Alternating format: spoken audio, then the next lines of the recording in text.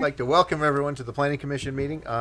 This is November 14th, 2024. For the folks that are online, there's a few, Sharon, you said you saw some that have... Essex guest, if you could tell me your name, please.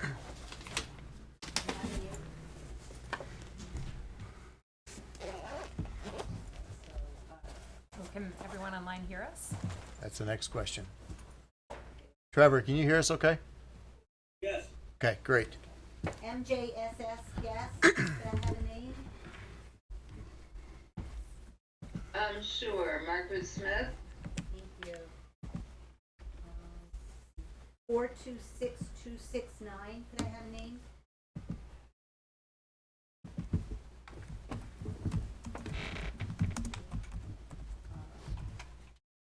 Looks like 4269. Okay, so I guess that's it. Okay. Do we have any additions to the agenda? Hearing none, I'd like a motion to approve the agenda. So moved. Seconded? Moved by Shu, seconded by Georgia. All those in favor? Aye. Opposed? Ayes have it, and that is 6-0. Next item on the agenda will be public to be heard. This is an opportunity for folks to offer us comments for items that are not on the agenda or for consent agenda of which we have none. So if there's anyone that would like to speak to us, please raise your hands, be recognized. Sir, in the front row. And just state your name for the record, please. Sure. I go to a mic or just? Why don't you come to this mic so we get good pickup? Sure, yeah. Chris Lundberg is the name. I live in Essex and work in Essex. You guys can all hear me okay, or does it? Yeah. Okay. Want to thank the Planning Commission for the opportunity to speak, and We can't hear. yeah, I don't think it's on. No, that's for channel 17, so you're gonna have to speak loud. All right, I'm just going to speak really loud. You can, So, with that, you can stand up if you want. If you can project better. Yeah, it's Your fine. cho- So your choice. thank you to the Planning Commission, and thank you to my neighbors and everyone in attendance for your attention. I just wanted to speak to the prison project, which I think you'll be debating internally later, and just had some thoughts I wanted to share. To be clear, I strongly oppose the proposal to build a prison in our town. I spoke at the last public discussion on this topic, and I believe the impact on public safety, quality of life, and property values is so obvious that I don't think it's necessary to repeat that argument today. I do, however, think it's important to analyze the arguments that we heard in favor of the prison. We basically had three arguments offered to us. The first was the prison will be good for our town and your business. You should be grateful the prison is coming. It will bring jobs and prosperity for the town. Your life will be better. And to me, this argument is so absurd that it's almost shocking anyone would try to make it, but it's not entirely false. While it's true that a prison will be harmful to the vast majority of families in our town, there are a very few specific interest groups who will benefit. Of course, the Department of Corrections wants a new prison. By all accounts, the facility in South Burlington was poorly designed, poorly managed, and maintained, and a new facility would be great for those in the DOC. I understand why they would want it. I would also mention that I respect the work they do, and I don't think they're bad people for doing it or wanting a new facility to do it in. I just think it's an obviously horrible idea to put that facility in one of the most populous and rapidly growing towns in the state. We also heard from a former legislator who has devoted much of her professional life to working with incarcerated women. She likes the prison idea also. This is logical, as the construction of this facility would be an enormous professional achievement for her. It would raise her professional status and likely be personally fulfilling. Her husband works with an at-risk population struggling with addiction and general function in society. Prisons are disproportionately full of people who suffer from addiction, mental health issues, impulse control, and a propensity for violence. That's not a value judgment, that's simply true.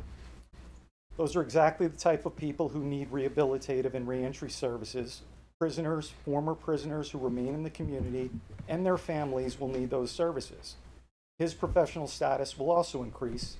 It's likely that financial benefit would eventually follow as well. So although the argument that the prison will somehow be good for you and your family seems ridiculous, it's important to remember that for many of those arguing most aggressively for its construction, there will be a host of benefits. Those benefits simply come at the expense of their neighbors. The second argument we heard was a little bit more plausible. That was the "it will be fine" argument. You won't even notice. The second argument on the surface said, sure, maybe the prison won't make your life better, but everything will be fine. We're going to put it back in the woods. You won't even see it from the road. It won't be near your house. It won't be near your kids. You won't even know it's there. It's very important to note here that the state is asking for rezoning of all of its land in the area, not just the 2 sites that have been proposed for the prison. It hasn't been clearly explained to me why that is so, but it's incredibly important. If rezoning is approved, does that mean that the state could later construct additional facilities? When it becomes clear that the prison and its population needs additional support, could the state then perhaps construct reentry facilities or halfway houses or methadone clinics or needle exchange facilities? It hasn't been discussed. But if rezoning for all of these lands occurs, that door has been opened. This argument that you won't notice is false. You will feel the impact. It will change the nature of our town. How do we know?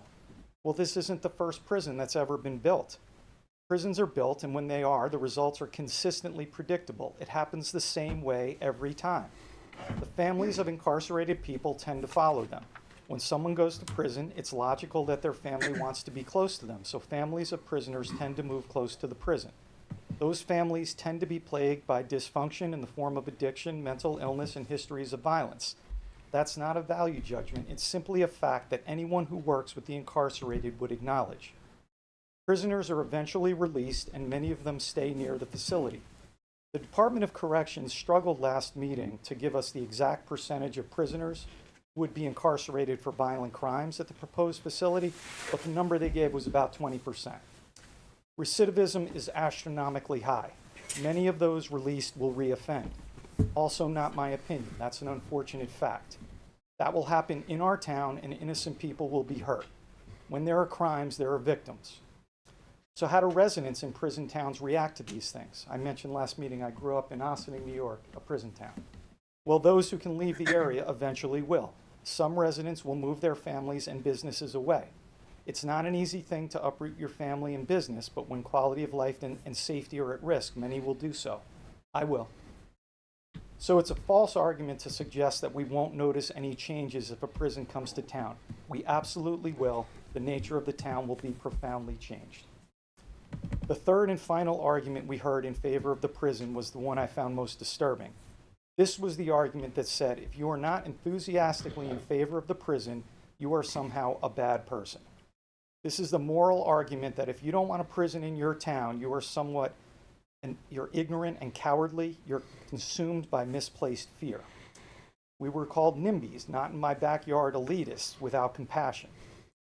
This is a cynical but very effective tactic for those who want this project to happen. Nobody wants to be judged as morally inferior.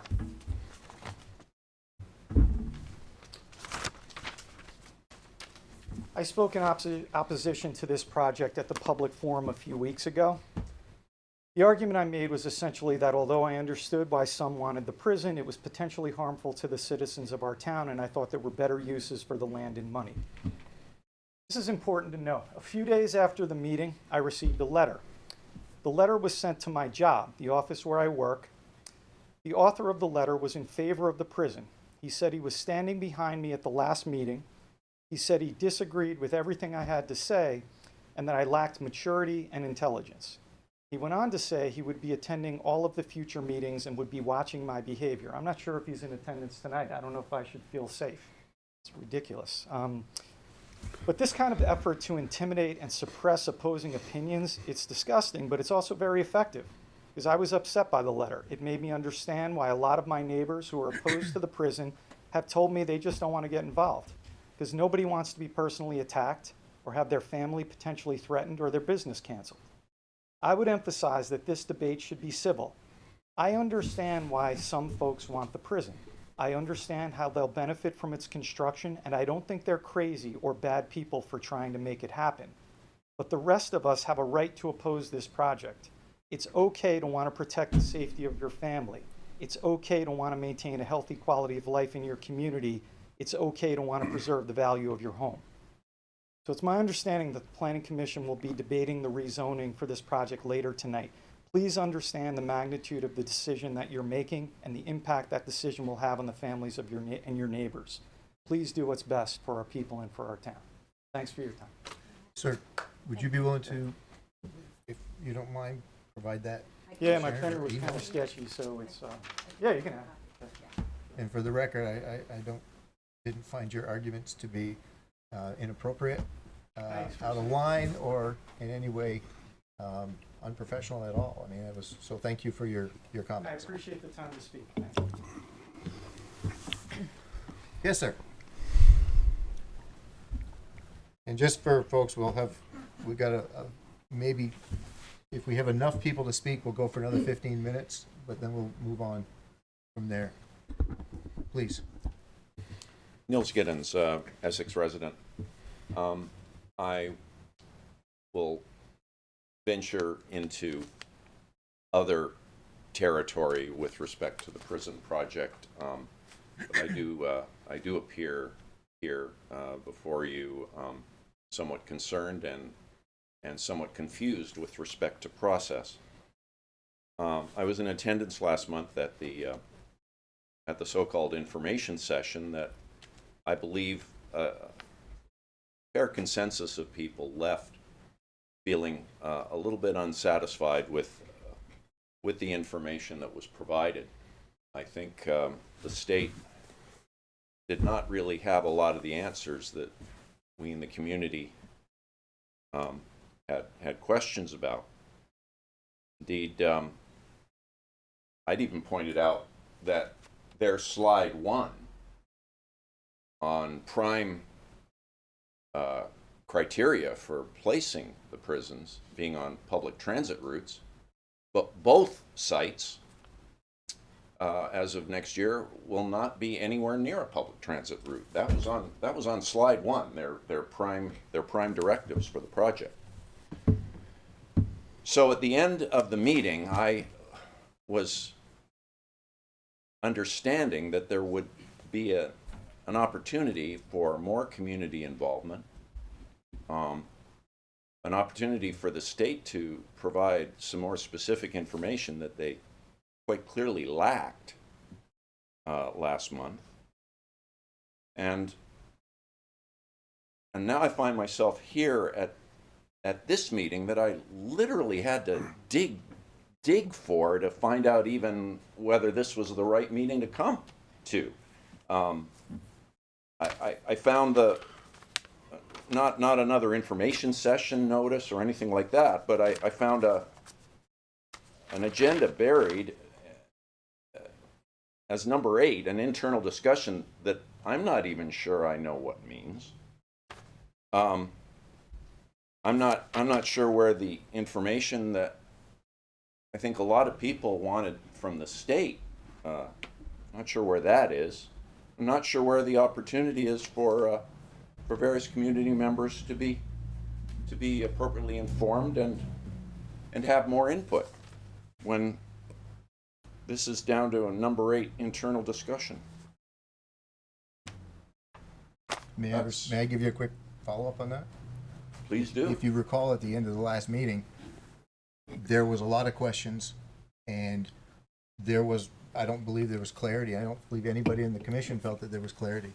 So I directed the staff to put an agenda for an internal discussion for the planning commission to talk about what we felt was the appropriate next steps, and that the public was there to listen. So that was be transparent as to where we felt we needed to go. What did we miss from that previous discussion? What do we still need? What do we think the next step is? How do we get the information? So the items that you referred to, the information from the state and so forth, that's still all on the table to be retrieved. So this really is going to be an internal discussion for the planning commission to figure out where are we going with this. So you're not missing anything. Nothing's been hidden from you. It's a number 8 on the agenda because this is not a decision point tonight. As far as we're not discussing, what we're doing for making zoning changes, if zoning changes. It really is going to be a process discussion. So that's why we want everyone to be able to hear what we're talking about, but you're not missing a thing.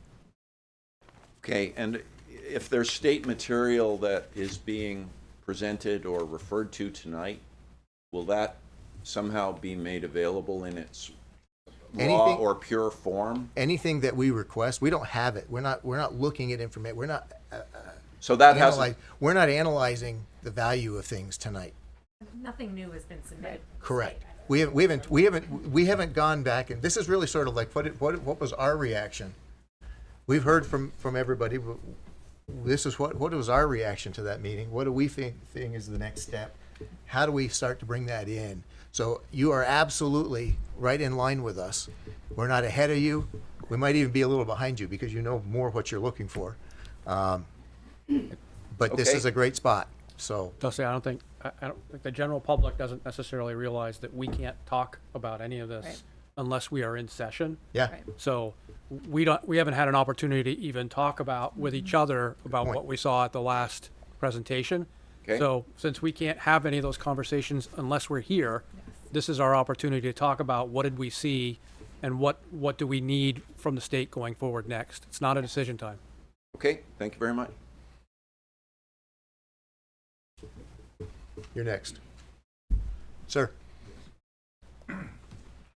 My name's Brad Jackson. I talked at the public forum last month, and I mentioned that I'd be getting together a petition to try to stop the prison from being built. We have convened a group of us, and we're heading out on that. I just wanted to not disrupt your meeting with anything about it, except to say that for the people in the audience that are opposed to the prison, I would like to meet you outside after the meeting and maybe get you to sign our petition. Thank you. Okay. Sir. And do we have anybody, just before you start speaking, I don't have visibility to the online forum tonight since we didn't send out a meeting. I don't see any raised hands. That was going to be my question. Sir, you're up. Thank you. Brendan Witherell, live in Essex town. First of all, I want to thank you, especially Commissioner, you've done a really great job kind of navigating this, and I've been very impressed. So I want to talk about the correctional facility. I understand the need for appropriate humane facilities to house those in our justice system. And I want to be very clear that this is a responsibility that's shared by every Vermonter. All 650,000 of us share that burden equally. When a person's liberties are taken away, I think we as a society, we have a moral and a constitutional duty to ensure that they're treated with dignity and respect and in the right way. However, while the need to house all these individuals, it's shared by everyone in Vermont, the practical reality is that the burden when you build a facility gets localized. So that obligation that's shared gets concentrated in one town. And that town bears the risks and the challenges that come with it. So with that in mind, I want to reiterate it, just an important question that I don't think I heard a clear answer to in any of the materials yet is, how do we get fairly compensated for hosting this facility? We're taking on a burden that everybody shares equally. We're centralizing it here. How do we get made whole? And many residents, I think including myself, feel that there's been current conversations around compensation, primarily through pilot payments. I've heard that mentioned. I've heard the state and our Essex House delegation indicate that we'd be eligible for pilot payments. But these payments, they're notoriously subject to the legislature's discretion, and they're grossly insufficient, especially for correctional facilities. For instance, this fiscal year, the state allocated $40,000 for pilot payments across all of Vermont's correctional facilities. The South Burlington facility, which was assessed at over $16 million, received $5,797 in pilot funding. So if the state expects Essex to take on this immense burden that comes with lots of costs of hosting this facility, and expects us to take $6,000 in pilot payments, I think we should just stop discussions. It's not worth your time. It's not worth the public's time. It would be deeply unfair to impose extremely high tax burdens on other net positive influences in our community, such as our golf courses, our hotels, our apartment complexes, when a facility that brings a lot of negative to town isn't required to pay its fair share. The sentiment that Essex should step up or allow this facility just because it's the right thing to do, I think it ignores the reality that the rest of the state has a similar burden to step up and do the right thing. If we're expected to bear these possible long-term negative effects on property values, safety, community perception, infrastructure, it's entirely reasonable for our community to expect to receive a substantial financial benefit for taking on this burden. I'd urge this commission to protect the interests of Essex and ensure that we receive some guaranteed, meaningful financial support. I thought a fair starting point would be to say, well, it seems reasonable that everybody in Essex contribute $1, maybe $2 a year, 25 cents a month, 10 cents a month, something minor to our community that goes into our general fund to support us in case we need better police, better infrastructure, whatever it might be. Because this burden, if it moves forward, is going to be with us for 50 or 60 years. And by saying yes now, we're taking on a lot of downside potential risk without any guarantee of some meaningful upside protection. So I hope the state and our local leaders will take this suggestion seriously and prioritize this community before the rest of the state. Thank you. Thank you. Can you don't need that, can you get a copy of it? Okay. Hey, is there anyone else that would like to offer comment? We've got 5 minutes left. Awesome. Okay, thank you all, everyone who spoke. Thank you. What? Yes, sir. So, Patrick, can you tell me, so from the September 12th meeting that you laid out the zoning amendment process, is that somewhere on the website? It is. It's on the Planning Commission page. So is it is it part of the minutes from the meeting? It could be, but it's a standalone document, and I think there's a section that says projects that the Planning Commission is working on. Okay. And then so within that, there's a zoning amendment process. I'm not sure what it's called, but something like that. Okay.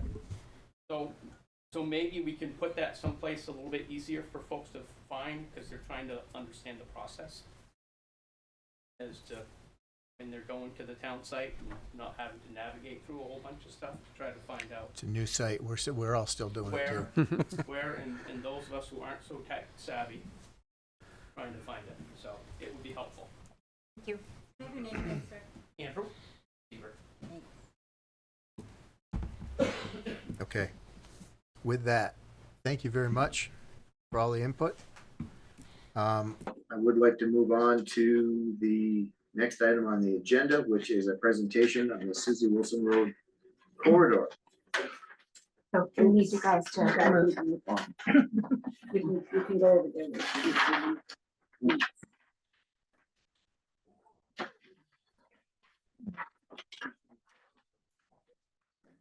Is it possible to be a little closer to Mike, because I can't hear a thing? Move up, David. Move up. In your chair back. Hope that helps, but I'm not sure.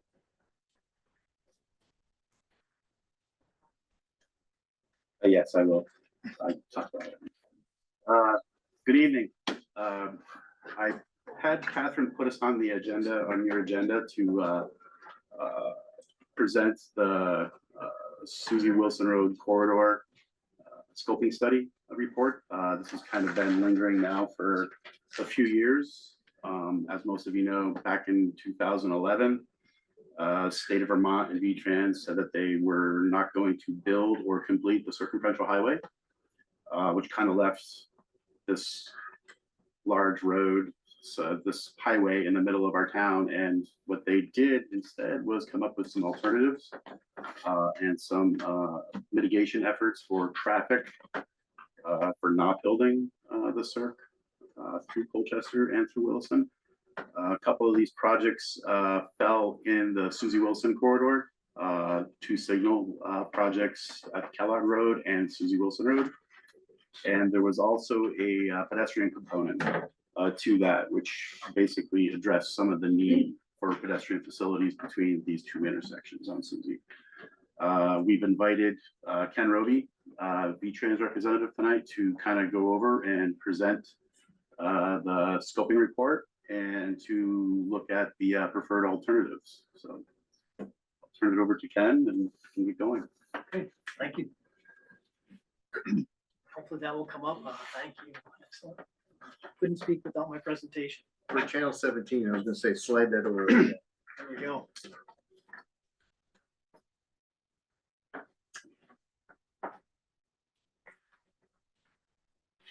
Okay, so as I'm gonna go to the first slide, it'd be great. There you go.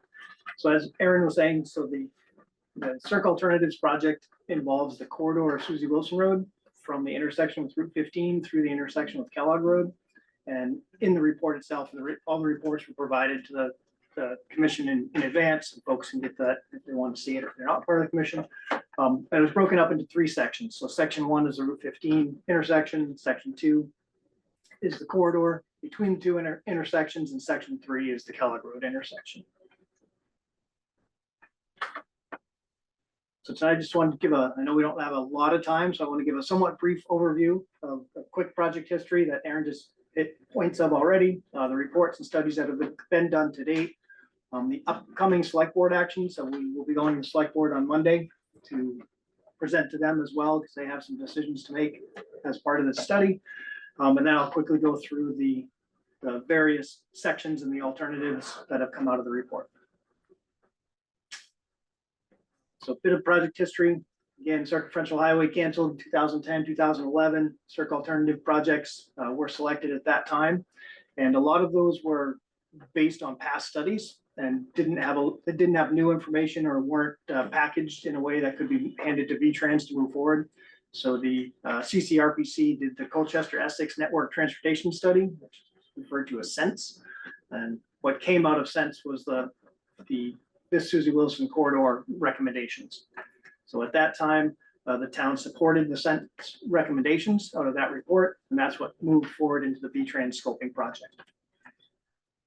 Since that time, and you'll see there's quite a span. It started in 2010. We're now 14 years later. V-Trans has had both WSP and VHB on contract to do various analysis of the various components of this project. And they have developed reports with modifications and updates to the recommendations that came out of the SENSE report. Back in 2018, we were trying to move this forward yet again to get out of the scoping phase, and that's the next hurdle for V-Trans, is we've got to get out of scoping and move this into an actual design project in one way or another. But we need preferred alternatives that are supported by the town before we can do that. So in 2018, back when the town and the village were one voice, we got some comments back that wanted us to look at the Route 15 intersection again and do some further analysis, which we did. And now we've got reports that have everything up to date to the point that we can, and we can hopefully make decisions based on. In the reports and study, you had the SENSE recommendations from back in 2014. We have WSP's conceptual design and memo from 2019, and then VHB's updates to both the Route 15 intersection analysis and the Kellogg Road alternatives from 23 and 24. So the 3 action items we'll need from the select board will be to confirm support for the Vermont 15 intersection and the Susie Wilson Road corridor. And we say confirm support because nothing's changed necessarily in that area. The concept is the same. It's the same concept that came out of SENSE, and that's what the town has supported right along. So we want them to confirm that support. However, the Kellogg Road intersection, though we had a concept for it out of SENSE, but further analysis showed that initial concept didn't do what we hoped it would. So we've done further analysis, looked at other alternatives. So we have those to present for hopefully the town to pick a preferred alternative. So we'll start with the short ones, the confirms, the 15 intersection and the corridor, and then we'll leave Kellogg Road for last. So this is the concept that came out of the SENSE study as the preferred alternative. So it shrinks the intersection and eliminates the slip lane coming off from westbound Vermont 15. It eliminates the U-turn slip lane that comes into that intersection. It adds a left turn lane or an extra left turn lane from Susie Wilson Road onto eastbound Route 15. That was the basic concept for that alternative. So after the 2018 request, jump one more for me, thank you. We then took another look, and the part of the basis of the relook in 2018 was that we knew post-COVID traffic patterns had changed. Likely our predictions of future traffic was not the same as what it was back in 2013, 2014, when the previous study had been done. So we did updated traffic analysis and updated analysis primarily to look at whether the dual left turns from Susie Wilson Road onto Route 15 East were required or necessary in order for that intersection to function at an acceptable level of service. The town of Essex has always supported the dual lefts because it helps clear out the Susie Wilson Road corridor faster. However, the city of Essex is not in support of the dual lefts because it doesn't work well with what their future plans or concept of future plans are for Route 15 headed eastbound. So they wanted to make sure, is it truly necessary that the dual lefts be constructed? The next slide just shows it's the same alternative. It just has a single left turn lane instead of a double left turn lane off from Susie Wilson Road. The next slide is a bunch of numbers. So this is the worst case. So this is the PM peak traffic looking out. It doesn't say the year, but I believe it's the 20 years out of when you would look your design year for this intersection. And you'll see the no build is what it would be if we don't do anything. And the level of service is like grading of a report card. A is great, F is bad, everything in between is staggered. And the goal for this intersection is to eliminate any level of service Fs where possible, because those are the extreme delay. And the goal for any V-Trans project for an intersection is to hit level of service C. So that's the target. Level of service D is acceptable, but C is desirable. So the 2019 preferred that it shows, that's the dual left turn lane. The lane reduction is the single left turn lane. So if you go down through, you can see that the dual left turns works better, but the single left turn from a V-Trans standpoint would be acceptable, strictly based on level of service. But what I've circled down in the bottom right is there's been the express concern for the town of Essex, and that's the queuing on Susie Wilson Road. So the numbers down the bottom are the feet, the length of the queue during that peak hour. And currently, or the no build with nothing being done, you have about 510 feet or 509 feet. The preferred, it goes down to 339 feet, and the single lane bumps up to 547 feet. The key point of that is the center of the intersection with Lowe's, and that signalized intersection is 500 feet from the stop bar. So the preferred alternative would maintain at your worst time of day, traffic would not back up into that intersection at the Lowe's drive, whereas the single lane would. That's the primary physical or visible difference between these two alternatives, other than the fact that just from a strictly operational standpoint, the two lane works better. So all of our conversations so far with Aaron and Kent through this, the town supports the dual left turns. V-Trans prefers the dual left turns, so that is our recommended preferred alternative. And then we would move forward with scoping that further once we have the concept approved. Any questions on that one before we move on to the corridor? Good question. Yep. It's all town land that we're talking about. Correct. Yep. So the entire intersection is town land except for the corner where the slip lane is. That's city property. And then the city property eastbound picks up a few hundred feet east of the intersection. Else on this one. Okay. Corridor improvements are simpler, I hope.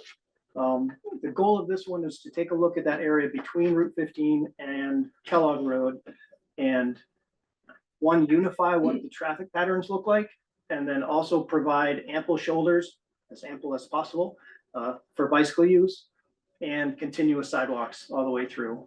All of this being done without creating significant impacts outside of the existing right of way beyond the backs of the sidewalk that are there today. So our consultant went through, they did that, they did conceptual plans. There is a full set of conceptual plans that you can look at if the interest is there. But basically what it allows is 5 lanes of traffic on Susie Wilson Road for the whole corridor. So 5 11-foot lanes, there'd be 2 lanes in each direction, and then a center lane that would have various turning lane capacity, depending on where you are along through. 4-foot shoulder on either side, and then a 5-foot sidewalk, either directly behind the curb or slightly offset, depending, or slightly separated from the road, depending on where you are in the corridor. So that's the typical section. The next shot gives you kind of blurry. It's not a great graphic. I apologize for that, but this is generally what it would look like. To your left is Route 15, and that's the first Lowe's intersection, and moves north from there. Again, you can just see the 4-lane travelway with the center lane varying for left turns depending on the direction. Next slide is the same. That brings us almost up to the Kellogg Road intersection. So if the concept is acceptable, that's what would move forward into a design project with V-Trans to then look at, are there other ways to tweak the design to increase the benefits, whether it means trying to get some extra shoulder width if we can, trying to get some more offset between the curb and the sidewalk again if we can, but we have to get it to the higher level of design before we can determine any of that. That's all I have for this, and there's that corridor. So any questions on that? Yeah. When it went in, there was considerable discussion on the car wash. It was originally only going to be an entry into the car wash with no exit out from that path. This is when it was just the car wash. Yep. The exit was over into the, I don't remember the road name, but it was in the Blair Road. Yep. When the apartment went in, all of a sudden there was a 2-way entrance and exit out of that space. This looks like we're essentially creating a wider space, more lanes. Is that being accommodated? Because your last slide didn't go far enough. Right, and it does vary. There's very limited widening of the roadway itself. It'd be a few feet one side of the other, and it varies as you go down through the corridor. So there's no areas where you'd have significant roadway widening, and the curb will be, I'll say, generally where it is today, aside from that minor widening. It shouldn't create a significant difference there, but certainly an area we can look at if and when this moves into design. I got something back from this 15 intersection. I should get more for this. Yeah, sure. When that was originally or last done and last redesigned, the right turn lane from Susie Wilson to 15 was specifically designed with Dennis's approval at the time to be wide enough to be able to allow trucks to be able to make the turn, semis to make the turn without having to go out into the other lane. The design that I saw didn't seem to use that. They seemed to all come up equal to that intersection. So the right turn lane for a semi, of which there are quite a few right there, is going to have a significant impact as it makes that right turn. So has that been taken into account yet? Not yet. So we would have to look at the turning movements through there and whether it means you have staggered stop bars or just a wider turning radius on that inside corridor is something that would have to be looked at in the design phase. That inside turn was very specifically done like that, left wider so that they could make that turn without having to drift over. Makes sense. Yeah, we don't want vehicles to have to leave their lane in order to make that corner. Okay, that was the 2 thoughts. Okay, so then we'll call this one the new intersection just because it's multiple alternatives that we'll be looking at here.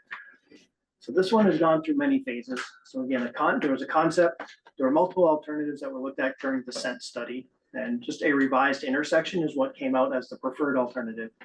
So that's what we started with as our starting point. for looking at how can this work and what benefits does it provide. That's directly out of the study itself. You'll see it adds a second left turn lane from northbound Susie Wilson Road onto Kellogg Road. It widens Kellogg Road to continue with 2 lanes to accept those 2 left turn lanes. And it also widens Kellogg Road to add a left turn lane to head northbound on Susie Wilson Road. So there's significant widening that would happen in that area. The large landscaped island that's there today would shrink significantly to most likely just a concrete island and not landscaped. And the dual lanes on Kellogg Road would have to continue, if not to, I'm gonna space on the first intersection. Is that coffee here?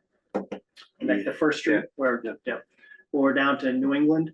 The dual lanes would have to continue quite a ways down through. We wouldn't be able to bring them into a single lane until you got past that next intersection. So there'll be significant work on Kellogg Road to bring those 2 lanes back towards Colchester. With these intersections, they're, as you can see, they're very wide from stop bar to stop bar, northbound to southbound on Susie Wilson Road.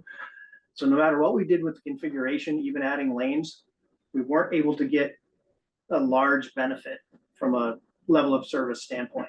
So once the analysis was done and we saw what the benefits were and how marginal they were, yet what the impacts would be with this alternative and the cost, working with Dennis and Aaron, we said we need to look at some other alternatives, look at some other things that might have more bang for the buck, because it really wasn't worth pursuing this one with the limited benefits that came out of it. And also there was great concern both on V-Trans side and on Essex side of continuing the 2 lanes on Kellogg Road and having that merge further down in conflict with other movements along that corridor. So moving forward in the analysis, and again, knowing that the traffic volumes projections likely had dropped, we said, let's take a look at this without the dual lefts onto Kellogg Road. Let's go back to a single left turn on Kellogg Road and see what we can do with the revised traffic projections for this area. And also, what can we do to tighten the intersection up as much as possible to try to minimize the clearance time it takes just for a vehicle to get from point A to point B inside the intersection. So we did that. This is the modified 2019 preferred. And without a lot of surprise, it doesn't perform great. So it actually performs equal or less good than the previous alternative that had a bigger footprint. So it was not it wasn't an immediate win with just trying to modify that preferred alternative. And a lot of the issue with this intersection is the very low volume leg of Blair Road that comes in on the right. So anybody that is familiar with the area, it's very low volume, not much happens there, but you have to give it a dedicated phase in order for it to safely function where it is. And again, the clearance times for that extra phase just drop the level of service significantly. So we wanted to ponder what are ways to either remove Blair Road from the intersection or treat it differently so that we can reduce some of the negative impacts of that leg. So the first one we looked at, which is the next slide, called the Blair Road right in, right out intersection. So it takes Blair Road out of the signalized intersection altogether.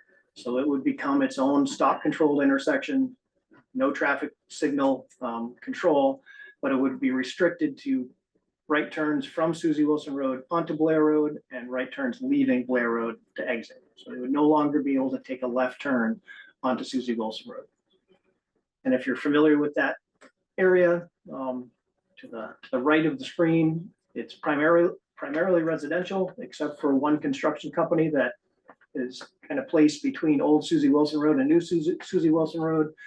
And the only other exit from that area is along Pioneer Street to Pinecrest. So there is access in and out. However, the one negative of this alternative is that all that traffic that currently goes from the neighborhood directly to Susie Wilson Road would have to continue through the neighborhood to get to Pinecrest instead of going directly to Susie Wilson Road. Everything else we hoped for this concept proved out in the analysis by bringing the intersection in to be significantly shorter. You see how much closer the individual stop bars are to each other. We shrunk the footprint. It makes it better for pedestrians, and the level of service improved significantly in through here. But knowing that, at least for those that live and work in that neighborhood, off from Blair Road, losing that level of access is definitely a con. So we wanted to look at some others. So the next one, it's called a cluster intersection. It was a new term to me. I had to ask the consultant. I had no idea what it meant, but it's basically you have a two-phase approach from the north. So Susie Wilson Road Blair Road would still be part of the signalized intersection, but it would be restricted to only be able to access the stop condition southbound. You could not go from Blair Road directly to Kellogg Road or Blair Road directly southbound on Susie Wilson Road. So you would leave Blair Road and then pull out and have to follow the traffic signals the same as those are on southbound Susie Wilson Road. It works. You get the same benefits of having the close intersection at Kellogg Road, but the operational benefits dropped down, not significantly. It still performs quite well, but it is less efficient than the right in, right out. And you also still maintain, the safety concerns of having those additional left turns crossing here at that intersection. The last one we looked at for that area was a complete reconfiguration of Blair Road that would maintain it as fully functional. So it would have access to all three legs, and bringing it in as a four-way intersection there apart or across from Kellogg Road. As you can see on the bottom right, that would require a full take of that property on the corner, and a full reconstruction of Blair Road in through there. So we thought this one might operate better. It actually operates worse than the other two alternatives that we just looked at. So, and again, the reason being is Blair Road has full functionality and it has its full protected cycle for everything. So the level of service of the intersection itself drops down. So those are the 2, 3, and 4 that are on the table for discussion. Are the V-Trans recommendation, as well as talking with folks here in Essex, is alternative 2, the right in, right out, but it's open for discussion.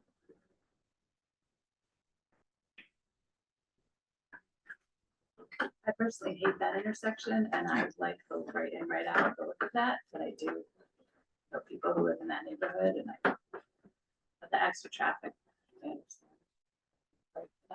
Yep. I live in that neighborhood, so my husband and I are not a fan of the right in, right out. We're also not a fan of the fact that then all the car wash traffic goes back through our neighborhood and doesn't come right out, because it comes out and it goes left. Turns left. And it can't, unless it's not coming back out onto Blair Road and it's coming back out onto Susie Wilson. So I would say we, as people that live in that neighborhood, do have a concern about all the traffic, and it's grown up since we moved in 4 years ago. There are more residential people living there. We're sending that all the way back through our neighborhood. So that is a concern that from somebody that lives in that neighborhood. I understand the functionality of it. Mhm. I was pleased to see at least there was an acknowledgement that it's a massive con to that neighborhood. Yes. What's the impact to the traffic going on to Pinecrest? Because you do have, at least Pinecrest has a light on. Well, it'd be Pinecrest and then Joshua. We discussed that in our house. Like, people are just gonna snake. They're not gonna just stay on Pinecrest. They're gonna dip down and go onto Joshua Way as well. Because that light there by the Go-Go Gas doesn't operate very well either. It sits, you sit there for a very long time before you can get a light. Yep. So as far as operational, in those areas, the volume that comes out of the neighborhood is very low. So it'd be going to intersections that already have those phases and that operate better than the Kellogg Road intersection. So it would make a significant difference in those. In moving forward in the alternatives that are selected, there will be significant, more studying done on impacts to the surrounding and existing infrastructure within that corridor. I definitely acknowledge it is a concern of the town as well. But the intersection as a whole, having it perform better for the corridor, looking at the alternatives, we chose to go with the one in, one out on there. At that intersection, so. It sounds like the premise for changing that, the Blair intersection and so forth, is that you wanna make the intersection itself smaller. Why? That's one way to make it operate better. So the wider, the greater the distance in your intersection, the less efficiency you have. Because it's that much more clearance time for every vehicle that goes through. So every phase requires that much more time. So while it's sitting dead waiting for vehicles to clear the intersection, you're stacking up on either side. So it's just a matter of operational But if you efficiency. add 2 lanes, most of the stacking in my personal experience is turning towards the sort of turning, what is that, east? It's From turning Kellogg left off from Kellogg. Yep. Onto Susie Wilson. If you're adding 2 lanes there, but you still have to address the 2 lanes going down to Colchester and anyways. Right. Susie Wilson. Yep, and that would stay 2 lanes for a distance and then they would merge at So speed. if you've added a second lane, you've now cut the wait time in that stack down without necessarily having to adjust the Blair Road intersection at all. And then same question I had before about truck radius turning is there, because those are squared off and trucks don't turn square most of the time unless they're really big intersections that they've got now. Yep. So you could have an effect on that. Last pain I'm spitballing this here is if you're moving the intersection, if you're moving Blair up and you're gonna potentially have to take that property. If you instead moved Kellogg down, you've got a larger space of property that could, again, if take is the right term, it doesn't impact the structure. That would allow you to line those 2 roads up. So you'd still have a 4-way intersection. You've reduced the space, but you're moving, it's a greater move. But you're not gonna have a overtly negative impact on the people that live in that section, which a right turn only will. Anyways. Right, so if I'm following it, but first I'll go back to your first question, just to, or comment to address that one. So the concept with the dual lefts off from Susie Wilson Road, off from Kellogg Road, headed onto Susie Wilson, that was the analysis in alternative 1. So with just that and no change to Blair Road, you don't get hardly any operational benefit. So that's why we had to look beyond that piece of it. And I also should have mentioned this right up front. These 4 alternatives, these are schematics for traffic analysis. So these aren't design plans, so they don't have the proper radii necessarily. They don't have the proper widths at this point. They're strictly a sketch for traffic analysis. So those things will definitely be looked at during the actual design phase to make sure they have adequate turning radii and such. As far as shifting Kellogg Road, could it be done? I don't see why it couldn't. I mean, you would still have a full take so that the building on the northwest corner would be a full take versus the building on the southeast corner. Or to do the full square up and making it a 4-way intersection. So one way or the other, it'd be a full take.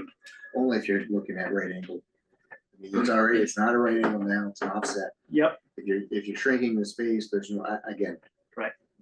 It doesn't necessarily, in my mind, and I'm not, this isn't my field of study. It doesn't seem that you need to have a square.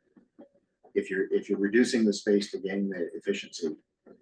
But anyways. Yeah, so you do, from a general design standpoint, you want it as close to square as possible, or you can't get adequate turning radii on those tighter corners. So the closer you are to square, the easier you have for traffic motions in through there. It doesn't have to be perfectly square, but the closer to square, the better. But the operation would be the same in that side. So the modeling from a traffic standpoint would be the same result, whether you move Kellogg or moved Blair Road.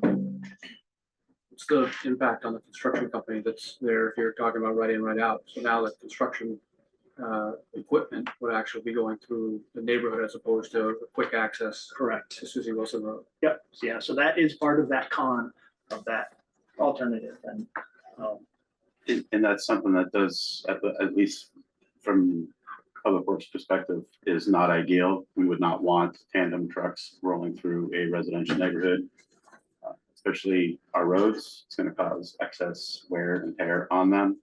And just the factor of being a residential neighborhood, we don't want that extra noise of those trucks. So is that How that sort of works. forcing the construction company to do something different? There would be alternatives. They could take alternate routes, in, out. I don't know that I would want to attempt taking a left out of, off of Blair without a light there. Yeah, but my point is that it's a construction company that I've watched grow over the years of going through that intersection. There are more and more trucks that are there. So then you're now putting them in a position, they have to decide, can they even stay there, right? Is that, I mean, yeah, That's a potentiality. yeah. and again, these were only looked at because the traditional solutions don't work Yes. in that sense. So now we had to take a greater step to truly make improvements to this intersection. Now, I can't say that I understood the numbers that you put up there, but the percentage was, how much of an increase, are these alternatives giving you over what's there today? Are we looking at a significant increase in performance, or are we looking at a very small percent? If you go 3 or 4 slides ahead, throw in the traffic data here, so it helps to look at the no build that you see in that level of service column. You see is C's, D's, E's, and F's. There's a couple A's and B's off from Susie Wilson Road in certain directions. But as you move to the right, you'll see alternative 1 was generally leave it based on the previous recommendation. Alternative 2 is Blair Road, right in, right out. Alternative 3 is the cluster intersection. Alternative 4 is the new 4-way. So you can still see level of service Fs in the alternative 1, which is not acceptable as far as spending money to make an improvement, and you don't get rid of those failure movements. So then the next 2 you'll see they're very similar. The right in, right out, and the cluster intersection, but the right in, right out is superior from an operational standpoint. And then lastly, the other, you'll still see a lot of D's and E's in there, so you just don't get that same benefit for the investment through there. If you want to look deeper into the study, you can look at queue lengths and delay times, which are either side of that intersection. But typically, the higher you get up on the grading scale, closer to A, the better the intersection functions over time. And then section 1, the next sheet that's on here as well is just the PM peaks. Very similar story. You just get failure in different directions depending on where the primary mode of direction of travel is in the morning versus the afternoon.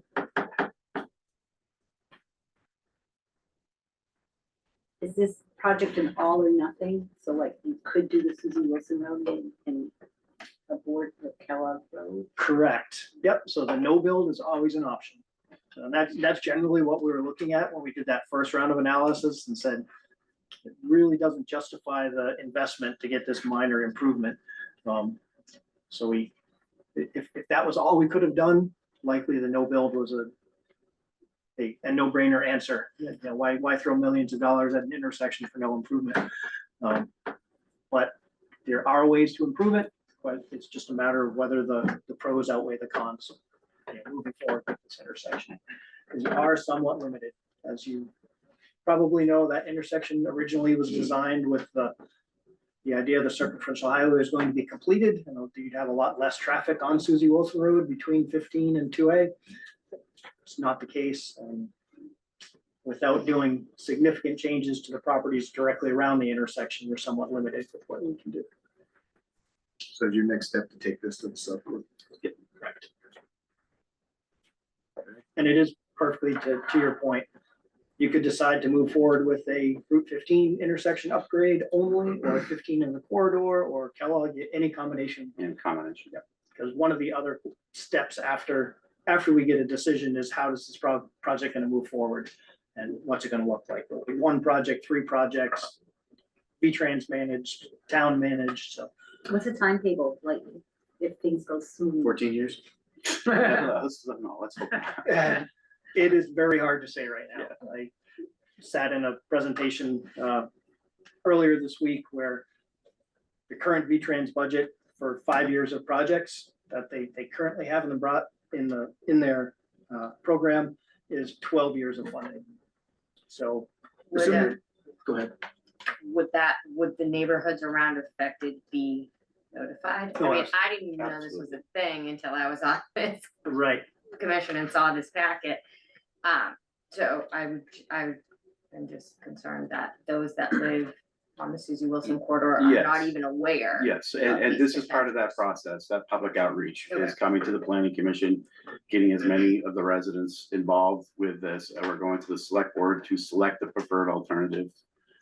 If it comes to be that this is not the option to choose, as Ken was saying earlier, we can choose the preferred alternative for Susie and the corridor itself, and we can look at different alternatives for the Kellogg Road intersection. It seems like it would be a good project to, since it's being directed, at least initially, by the select board. It would seem like it would be a good project to have a regular touch base with the planning commission after January 1 to help guide sort of what either regulations or whatever might be going in, because if you're going to be doing something where you're drastically changing the way that Susie Wilson is used, then that should affect the businesses and the zoning and so forth. And there's always been guidance to try to get the lot connectivity off from Susie Wilson Road and be behind developments, because there's so many separate landowners that haven't always agreed, but you know, that may become more of a requirement instead of a good idea. And that's why we reached out to Catherine to get this on your agenda for connect testing. Just to start the process with you folks and the planning commission moving forward. Trevor has his hand up.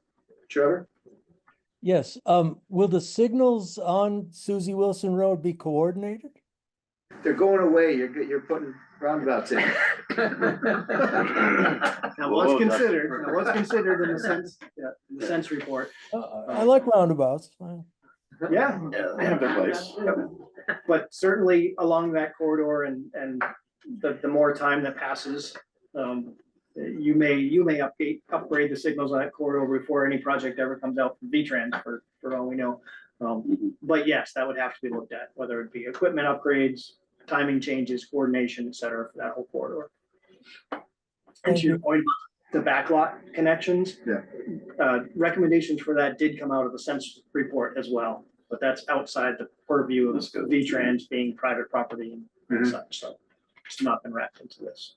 Kind of resides in our wheelhouse to work with staff and projects as they come in.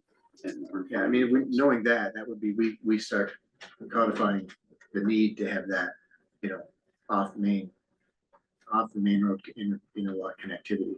Yes. So, interesting. Okay. Any other questions, thoughts, comments?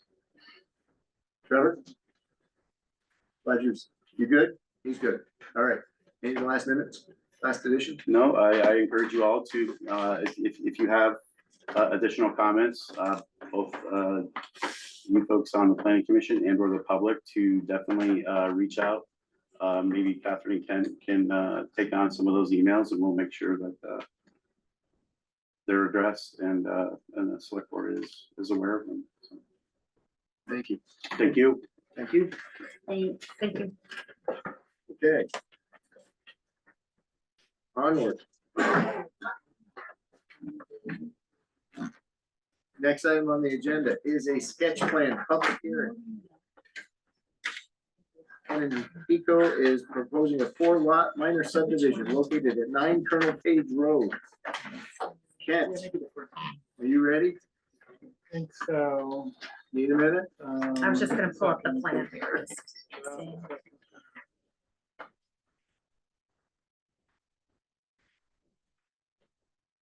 Nope, well, that's Island.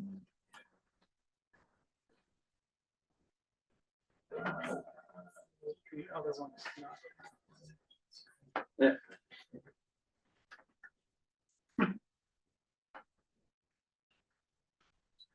Thank you. That's great. Y'all ready? Sure, we swear. No, well, if you want, we'd like to be nice about it, but yes, thank you very much for that. So if anybody who's gonna be presenting on this one or the next one, if you would please raise your hands and we'll swear you in. Presenting or speaking. in public. Presenting or speaking about this application or the next one. So do you swear that any testimony you present this evening will be truthful to the best of your ability? Yep. Thank you. I do. Thank you. Good catch.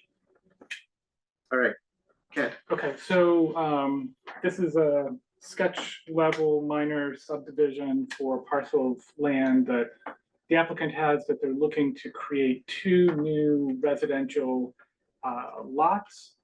There's a larger piece of the overall property that they provided a hypothetical master plan for that shows how it could potentially be subdivided for another 4 lots at some point in the future. So that's shown on this plan here, the overall entire site that has the potential future 4 lots. And the other one. And then this is a spot where they're proposing at this point to create 2 additional lots. On the left side of the screen is an existing barn and house, and this would be creating 2 new lots with 2 new houses. Looking at it at this point, it seems like there's no particular red flags that have come up with it. It's in the scenic resource protection overlay district, but the applicant provided information about what the existing views are and projecting the future views, which doesn't seem to have any particular negative impacts. There is an opportunity where they have a right-of-way shown there that could access the future lots, along with a narrow easement area that goes from the left to the right across the screen over into where there's the Alderbrook area that seems like there's a really good opportunity for keeping that area open as a wildlife corridor in the future as well, just by making sure that it's not blocked. So that's something to think about. And the only other things I would add to it is this was brought up to the Conservation and Trails Committee meeting at their meeting on Tuesday night, and they did provide a few comments that I can forward along to the applicant. One, they were interested in if there might be a potential for a right-of-way easement for multi-use trail along Colonel Page Road, similar to the other project further down on Colonel Page, to be able to potentially do something like that in the future. That was something that they wanted to provide. They were really interested in what kind of protective measures could be done along Alderbrook area. There's also a wetlands overlay district area. There's an area that's not going to be developed anyways along there, so it's already fairly well protected, but they wanted to make sure that it was protected as well as possible. They were also interested in the connectivity for the wildlife being kept open along that corridor. And then they also just wanted to pass along that it looks like you're keeping a lot of the existing trees on the site, and they wanted to commend you for that and thought that that was good that you were able to retain so much of the existing vegetation. Otherwise, I don't have anything else in particular to add at this point. Commissioners, any questions for Kent? I do have. Trevor, looks good. Okay. I do have one, and you can maybe address this too, John, but the original Morsat, when this was first subdivided out, my recollection was that there were a number of conditions specifically to conservation directions. And specifically this section that we're talking about now, I'd like to make sure at some stage that, again, maybe you can address this, John, that we're not going contrary to any of the conditions in that Morse approval. That I'm getting old, my memory's not necessarily good, but I'm pretty sure we hammered on it quite a bit because this was taking a pretty big area. And I want to make sure we're not missing anything that was a condition that I was here for that, so it's as well. Okay, I didn't turn up anything with that, but I'll look into it. That would have been for the previous property owner before we purchased. No, it might have been maybe before that, Brad Morris. It was a Morse application. Okay. I can't tell you exactly when that was. It's a file folder. Okay, I'll take a look and see what's in there. It was 2010 when Brad did. Okay, so it would have been previous to that. Yeah. Okay. I'll take a look Brad and was see Brad was the developer. Brad Morris is the developer. He purchased it from whoever that previous owner was, and he did the subdivision and the building. So we'll do the 2010 file folder. So anyways, that's more for you at this stage. Okay, yep. Okay. With that, turn it over to you guys. Good evening, John Stewart. Ken Echo. Really not much to add to the description here. 2 house sites on lots 2 and 3, which are roughly 3 and 4 acres respectively. The houses are back along the tree line and out of basically out of any scenic corridor towards the east, which is rather significant when the leaves are off. There'll be a shared driveway that splits once it's inside along the tree lines, like Kent mentioned. Those tree lines will be preserved to maintain screening and the character of the area.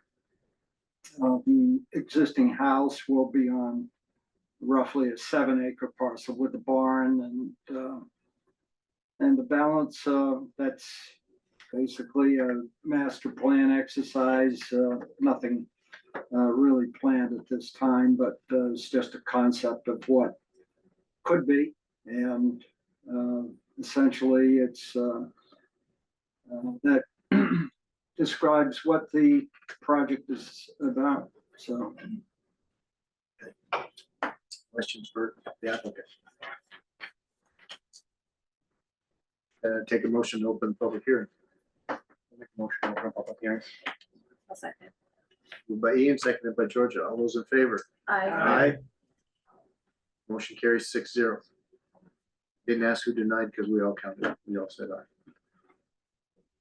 That's in case somebody's getting picky. Is there anyone in the audience that would like to offer comment on this application, the sketch plan application? Okay, we'll leave it open for a minute and just bounce around. So when you guys were looking at, did you guys review the previous Brad's approval and so forth at that point?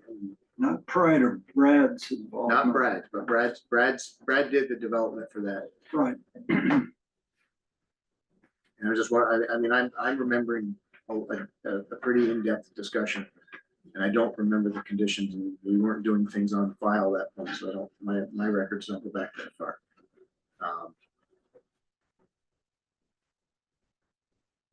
I guess from my perspective, I'd want to potentially could approve this for that sketch, but I'd want to see how it compared to the initial development, the approval before I would want to see it go forward.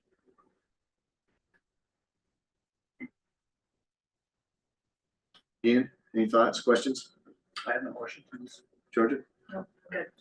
Stephanie? Good. Trevor? Thoughts, questions? You good? Okay, John?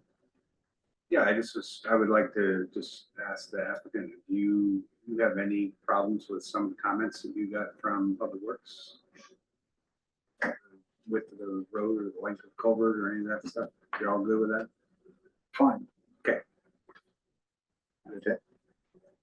Have a motion to close the public hearing. So moved. I'll second. Moved by Shu, seconded by Ian. All those in favor of closing the public hearing? Aye. Aye. Opposed? Motion carries 6-0. Public hearing is closed. We've had this discussion. Does anyone like to offer a motion? Georgia? Right here. Sure. I'll make the motion we approve the sketch plan for a lot minor subdivision located in 9 As written. That's right. I'll second. You second it? I would just like, no, I wouldn't say that. I would like to have in there. No, the sad, we don't do conditions on sketches anymore. I would like to have a comment that I'd like to verify that the conditions, there are no outstanding conditions from the Morse subdivision at that time, because that was where we started to get, and that was really this was the originator for a lot of our conservation subdivision process. So I think it may have just been discussion points and not conditions, and that's fine.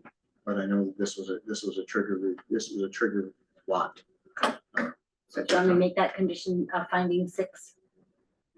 Craft it into put it in as a friendly amendment or put it in. The PC finds that they would like confirmation of any outstanding conditions from the previous Morse subdivision. Would you accept that as a friendly amendment?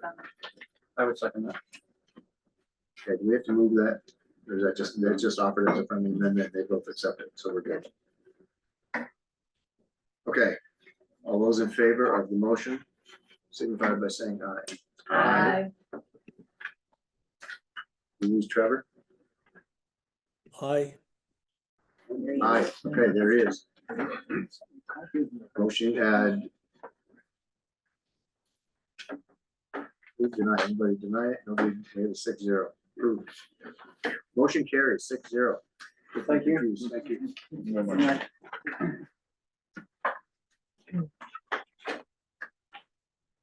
Trevor leaves the screen and messes things up. Opposed. Opposed. That was the word I should have used. All right, we are now, the next item on the agenda is a preliminary plan public hearing. This is continued from July 25th of this year. The public hearing is still in play, it's still open. Once you guys come on up to the table, we won't be taking public comment just yet until we go through staff and applicant, and then we'll engage anyone from the public wishes to provide comment. Yeah. Okay. So like you mentioned, this was continued, so I'm not going to do the full wind up about the project. I just want to bring to your attention the new information that I've included in the staff report. The applicant provided some more specific numbers about the impacts of the steep slopes, which I've summarized in there. So those have been included in a couple spots in the staff report, in addition to the recommendations section at the end. And just to read through that really quick, they mentioned that of the 115 acres of the overall site, that their design is proposing to disturb 12.21 acres of that area. And of the 12.21 acres of land to be disturbed, 7.1 acres or 58% of the area is calculated to impact steep slopes. Of those 7.1 acres of steep slopes to be impacted, 5.06 acres or 71% of the impacted steep slope areas are slopes that are 20% grade or steeper. So 41% of the land to be disturbed are slopes that are 20% or greater, which are the regulations prohibit. So consequently, staff's again recommending that the planning commission denies the application. That's mainly the only new information there. The only other thing I have to add is that also at the Conservation and Trails Committee meeting on Tuesday, they had a couple comments to add. One, they concurred with recommendations in this staff report, and they also mentioned that they had a concern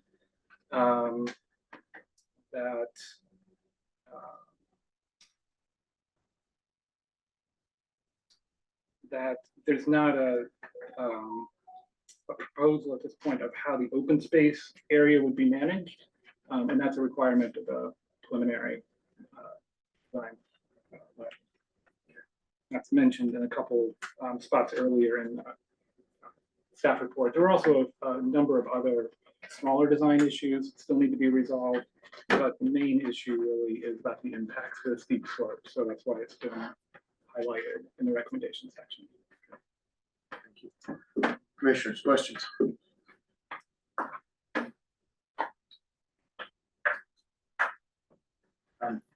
Yes? No? No, okay. Brian? Yeah, so Brian Courier, Larry Burke Civil Associates, Brian Marcotte, the owner applicant.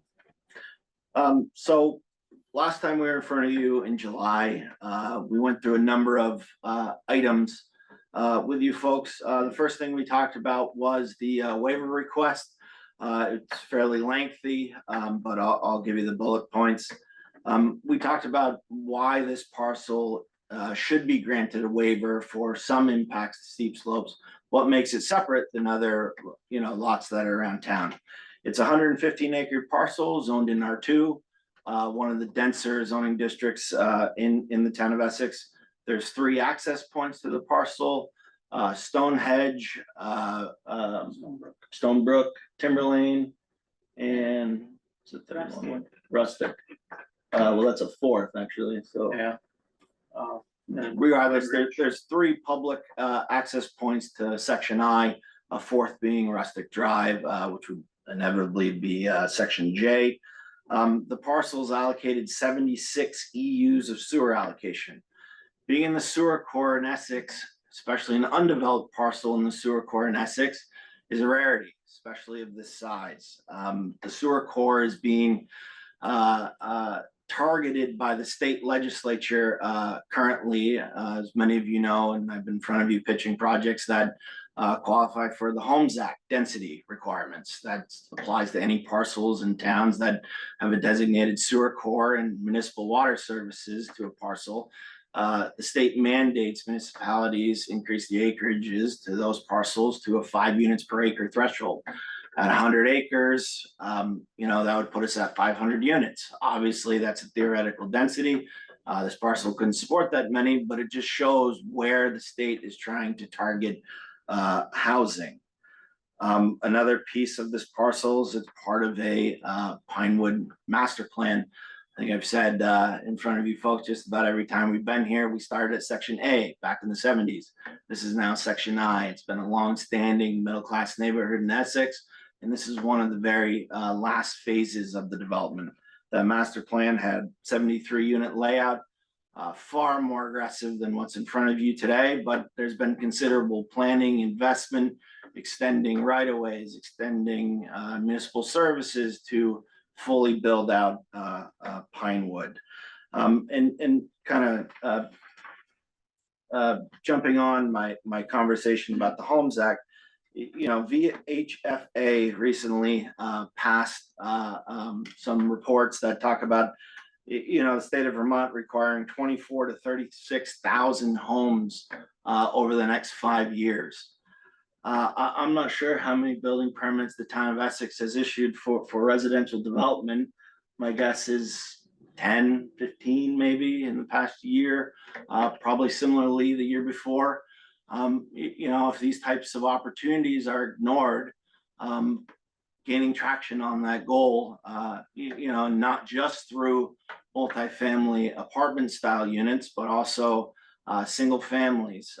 We have triplexes, the first multifamily component that Pinewood has ever offered in its long history.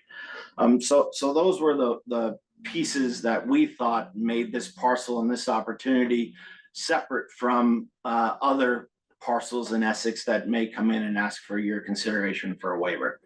Another thing we talked about was Public Works had issued or has issued over the past year certain review comments regarding erosion control and just other design features. I told you at the end of that meeting, after we had a roundtable and we thought we had a lot of positive feedback from the Planning Commission, we had good conversations with Public Works about how the plan could be changed and our designs altered in order to gain their support for the project in regards to the engineering and erosion control measures. So the biggest change in front of you that hasn't been discussed yet is that we spent a ton of effort and time responding to Hamlin's comments, which there are 2 versions, Public Works comments, which I believe there were 3 versions, and we're down to 4 or maybe 5 items that have nothing to do with erosion control or impacts of steep flow slopes. In our opinion, Public Works is not concerned at the moment, given the EPSC changes that have been implemented to the project. Various details have been added, more straw wattles, more erosion control matting. The biggest change, though, has been over an acre of riprap has been proposed now throughout the project. Most of it's being proposed along the public road, but it's implemented throughout Section I. So that's a huge investment that the applicant has made in order to satisfy Public Works, and their comments were very minimal, things that I would always expect to get kicked to a final application. Just moving a water line a few feet, minor detail changes, nothing of substance as far as the Planning Commission would be concerned. The only thing that they left as an open item was that they wanted a third-party erosion control inspector to be on site during construction. All right, so that's something that in their Public Works specifications, they have the ability to do if deemed necessary. And we're here to say that we have no problem with that. Rather than having it be a reactionary thing, we're more than happy to have somebody on board day one when the shovels get going. So that was the only follow-up item they had regarding erosion control that we're more than happy to facilitate. Along with DPW and Hamlin's comments that have now been addressed, I'd just like to bring back your attention to the fact that we've had a third-party geotechnical review done. M&W Soils, Randy Rhodes is a licensed professional engineer, done work in town. He has no issues with the project or the erosion control measures before we even made the changes that Public Works was asking for. I'd like to bring your attention that we have a construction general permit from the state of Vermont that's specific to erosion control permits. So this was issued to the project about a year ago before we actually applied for preliminary. There's 3 levels of erosion control at the state. There's low risk, moderate risk, and individual. This project qualifies for moderate risk. It's in the middle. All right, that permit requires us to only open 5 acres at once. That's a huge difference from any other sections of Pinewood that have been considered in the past. I'd just like to bring the attention to that Larry Burke has done a ton of work in Essex over 25 years. I'm a licensed engineer. I obviously have my stamp on all the plans. I believe that this is a very good set of plans given the constraints of the layout or of the site. another thing we talked about was additional information, what the planning commission wanted to see. A lot of our prior conversations were staff saying they didn't have enough information. So obviously we provided more numerical data regarding the slope impact. It's been shown on plans, and we've offered approximations in our waiver request. But we facilitated plans that showed the shading, that didn't have hatching on them for roads or buildings or other things that staff thought was clouding or that they needed more information regarding. That's been provided, and I don't believe any more requests for information on the staff report. If they are, I think they're likely minor, and maybe I just missed them. But I believe staff is no longer asking for additional information.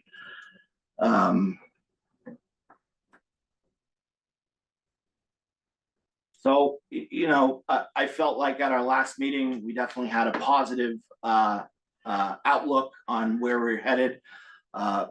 We offered a lot of explanation regarding the waiver and why this parcel is special, why this parcel deserves to be fully developed as part of one of the last phases of Pinewood. The DPW comments have been addressed in totality, a few minor final issues, and then all the additional information that we went back and forth with you, which also included triplex elevations, additional shading plans for staff, and the engineering comments have all been provided to you folks. So we feel that we're back in front of you tonight because we've lived up to what we said. I remember I closed last time saying I would come in front of you with a set of plans that would be approvable for a final plan submittal. And I feel we've done that. Commissioners, questions for the applicant? Yeah, what would you, how, if you were gonna take this 107-page waiver and sugar it down to a few sentences, what are you trying to ask us to do? So the waiver basically hits on that base zoning is R2. There's public access, it's in a sewer core, there's a previously approved master plan, and then state legislature actions have really focused densities in these sorts of areas. So it's basically hits the highlights of you know, everything that's been done leading up to the full build out of Pinewood Section I. Obviously, 96 EUs of sewer allocation wouldn't be assigned to a parcel without substantial municipal facilities to support. And you would say, so the waiver is the primary obstacle on us granting the waiver for planning commission is really just whether or not we think it meets the criteria to allow the development on steep slopes. It talks, so the waiver criteria is how can the planning commission move the project forward with the least impact while still meeting the goals and objectives of the town plan and zoning regulations. So there's one zoning regulation that says you shall not impact slopes greater than 20%. Now 15 to 20 has been represented as a steep slope. I firmly disagree. It says it's discouraged. It doesn't say you shall not impact, right? So there's one zoning regulation that essentially is staff has highlighted in this staff report and, you know, has stated over and over again, compared to, you know, planned unit development, which is meant to cluster units in the most unimpactful areas and leave open space. There's a tremendous amount of open space being proposed as part of this project. I believe it's roughly 100 acres or 80 acres. It's a substantial amount of open space. We're consolidating units through triplexes, private driveways, If you remember, our sketch plan conversation was allowing 4 units off a driveway, which hadn't been done in Essex before, outside of a scenic resource area. So we're doing our very best to minimize impact to the greatest extent possible while still realizing that this is a large parcel that's zoned for density, that's in a sewer core, that has public access, and should be developed as it was intended. Okay, I don't really have any other questions right this moment. Okay. Stephanie? Trevor? Well, I would just ask the question, I mean, 20% is a steep slope. And I was looking at different zoning regulations, different places across the country today, and there's nothing unusual or pulled out of the air about 20%. Most places have that across the country. But I saw one that interested me, and I would ask you this question. If you want the waiver, I saw some places where they say that they will not allow development at anything that's over 25%, absolutely prohibited.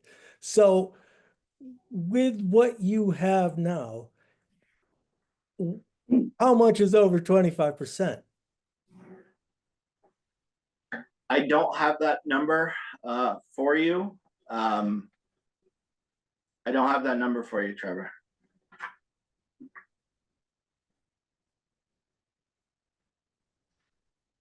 The standard is 20 and more, so that's what we looked at.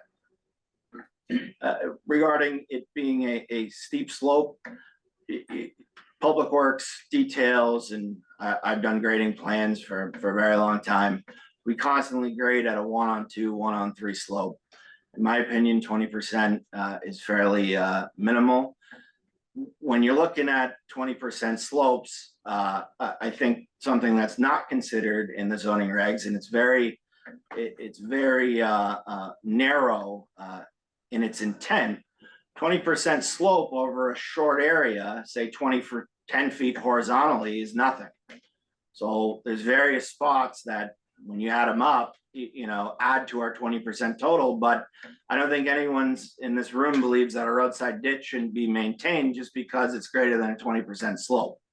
I think the 20% slope criteria should be, and isn't explicitly described in your regulations, but should be more specifically targeting longer reaches of 20% slope. I mean, if you look at some of the grading or the shading plans that have been provided to you of the 115 acres, where we're building is unquestionably the flattest spots within the 115 acres.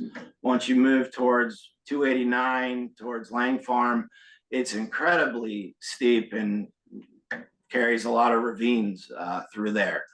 My opinion is that that is what the standard is meant to protect, not areas where there's variable slope. I think we've had conversations of all the speckling of the different slopes. So we provided shading plans that have slopes from 0 to 15 shaded a certain color, from 15 to 20 shaded a certain color, and 20 plus shaded a certain color. And where the developments are proposed, it's a speckling of all three throughout those areas. I don't think there's any question that where those areas are mixed or where there's small concentrations of the steeper end slopes, that's not really the intent of protecting 20% slopes for environmental protection. Now, the only spot that I see where this regulation may come into play is where we're proposing the public road. Now, the public road, about halfway down, I think it's 600 feet down, crosses a fairly substantial ridgeline. The reason being is that where the cul-de-sac is located is the flattest spot on section I. That's where 5 triplexes are proposed, which are consolidated and highly dense, more dense in that area because that is the flattest spot.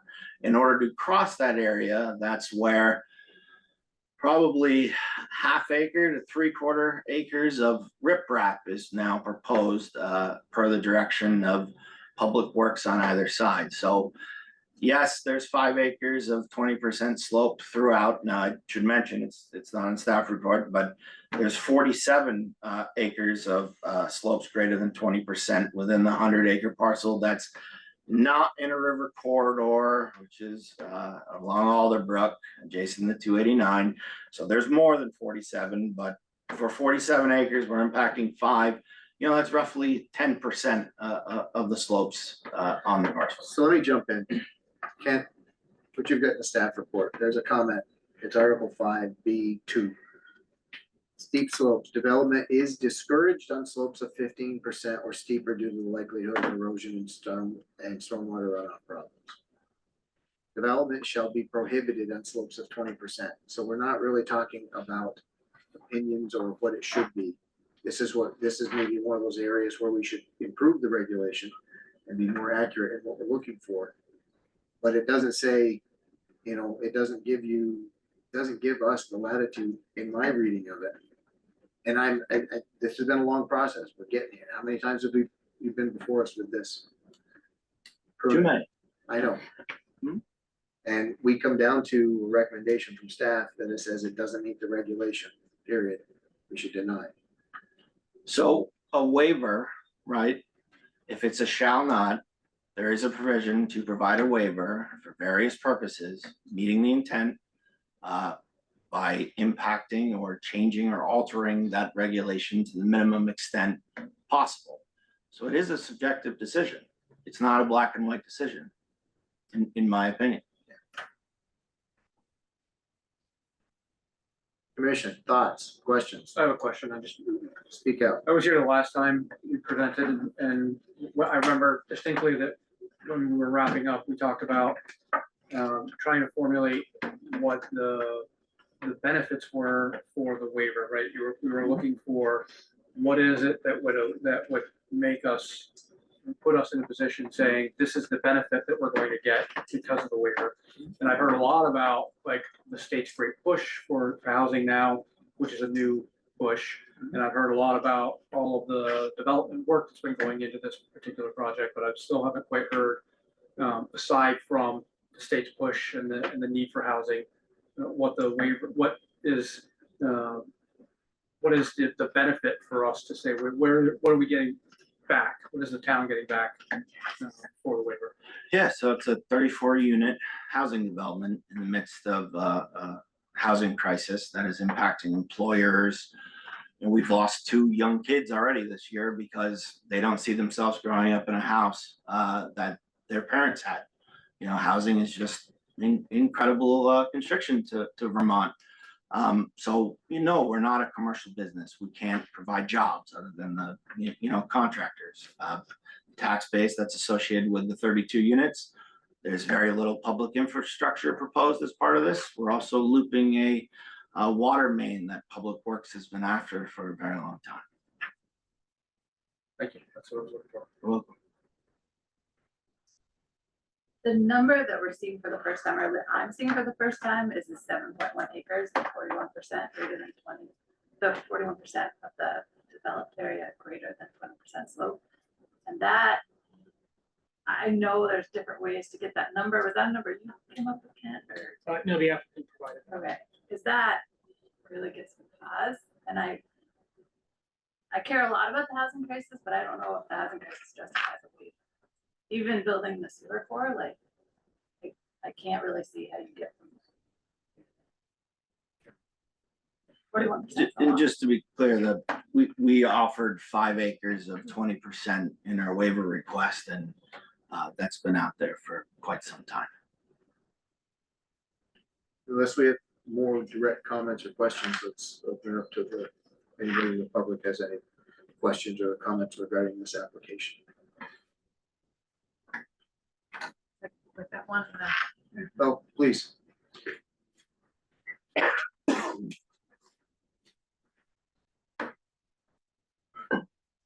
wanted to, David Scopin, 11 Skyline Drive, and I wanted to thank those who responded to the information I provided for you all in the 18-minute TED Talk. Hopefully everyone has received something that I should have been able to distribute to the rest of you recently, which is a bit of information that's provided from a different source. This one is a national climate assessment, the fifth national climate assessment, which came out in 2023. It's a government document that looks into climate change and how it's going to impact different areas throughout the entire country, including Vermont.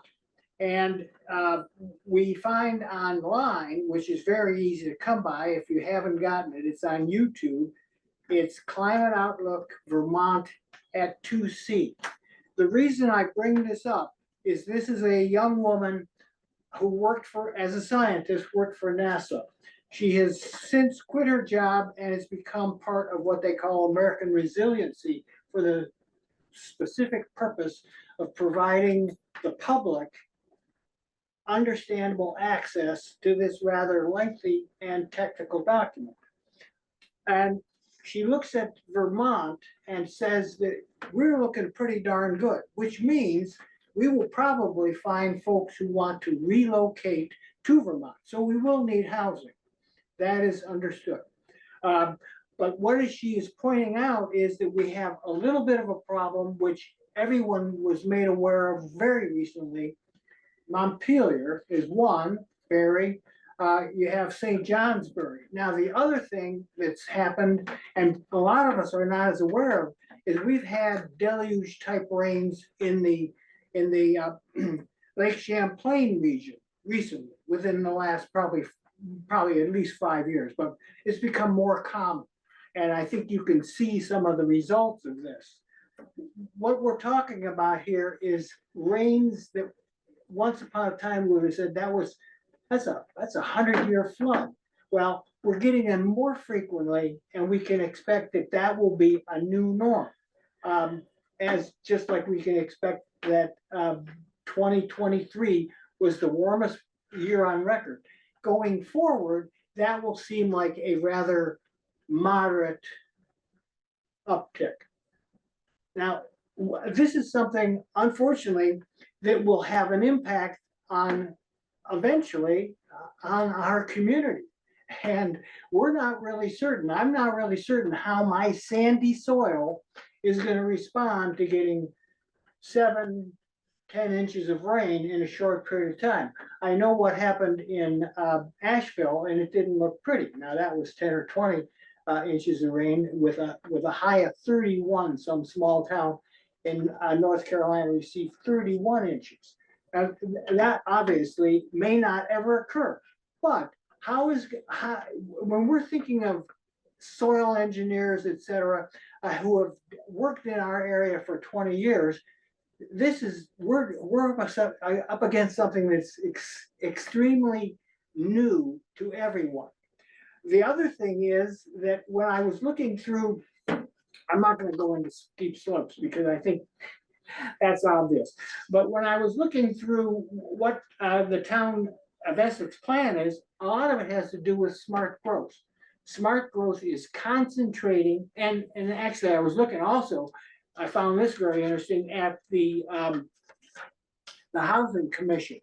Their goals are to have affordable housing so that David, let me interrupt just for a minute. Yeah. And I appreciate the details that you're leading us through. Mhm. But I'd like to have it directed more towards this application, more directly. If you can link us directly to this application. I can indeed. One of our goals is to have growth that permits people to get to school, jobs, food, healthcare, et cetera. And a perfect opportunity we have before us, which is the development that's proposed at the Essex Experience and the one over in Saybrook. And there's a piece of land right near the golf course that hopefully someone will want to develop. It'll be concentrated housing. people will actually be We're able talking to. about this application, so let's focus on. Okay, well, this application unfortunately is in an area that is not does not have easy access to any of this. It's about 4.5 miles to drive out of Pinewood Manor and get up to the grocery store. It's 2.5 miles to walk. So this is not an area that needs development. The other thing is that to destroy an ecosystem, even if it's only a portion of the total thing, is a loss that this community does not deserve to bear.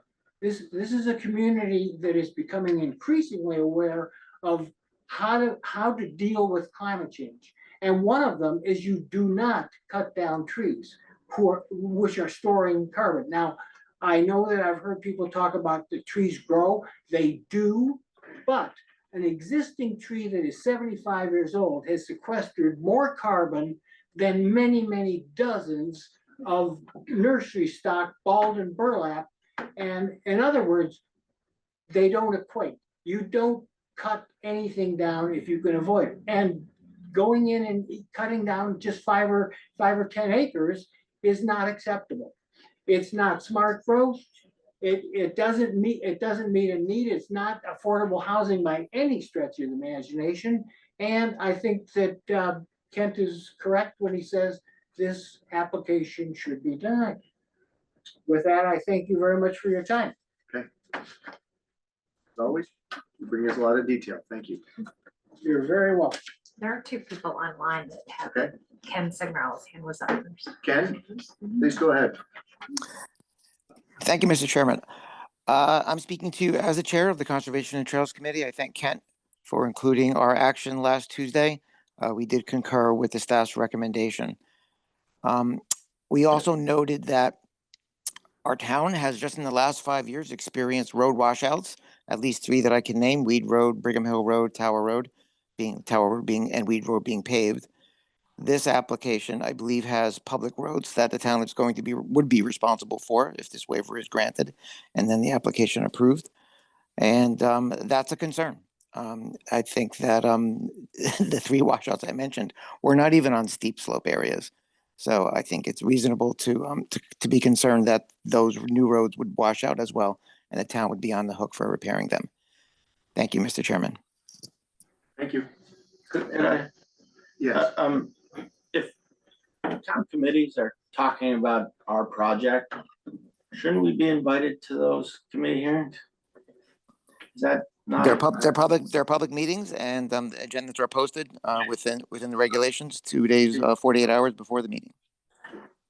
Yeah, I just, in the future, I guess, inviting the applicant, I would say would be a. That we never have in the past and haven't discouraged it, but it's all our agendas are public and development review is covered as a standard part. It's part of our mission to advise the Planning Commission. Usually we get the reports here.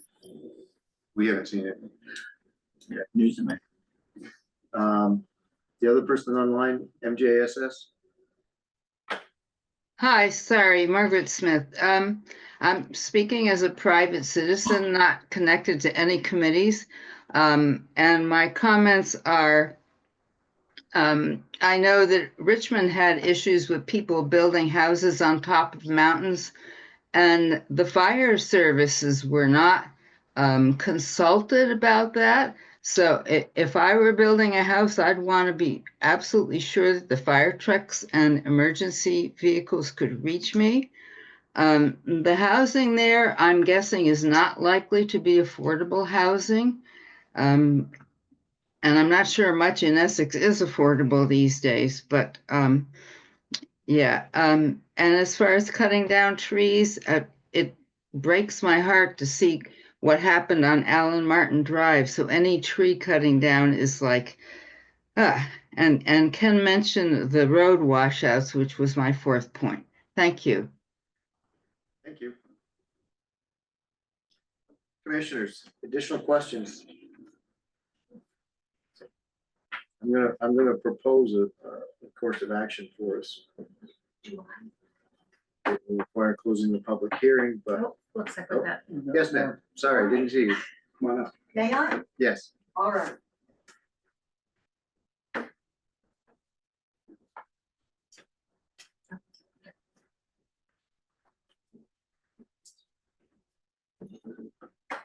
It's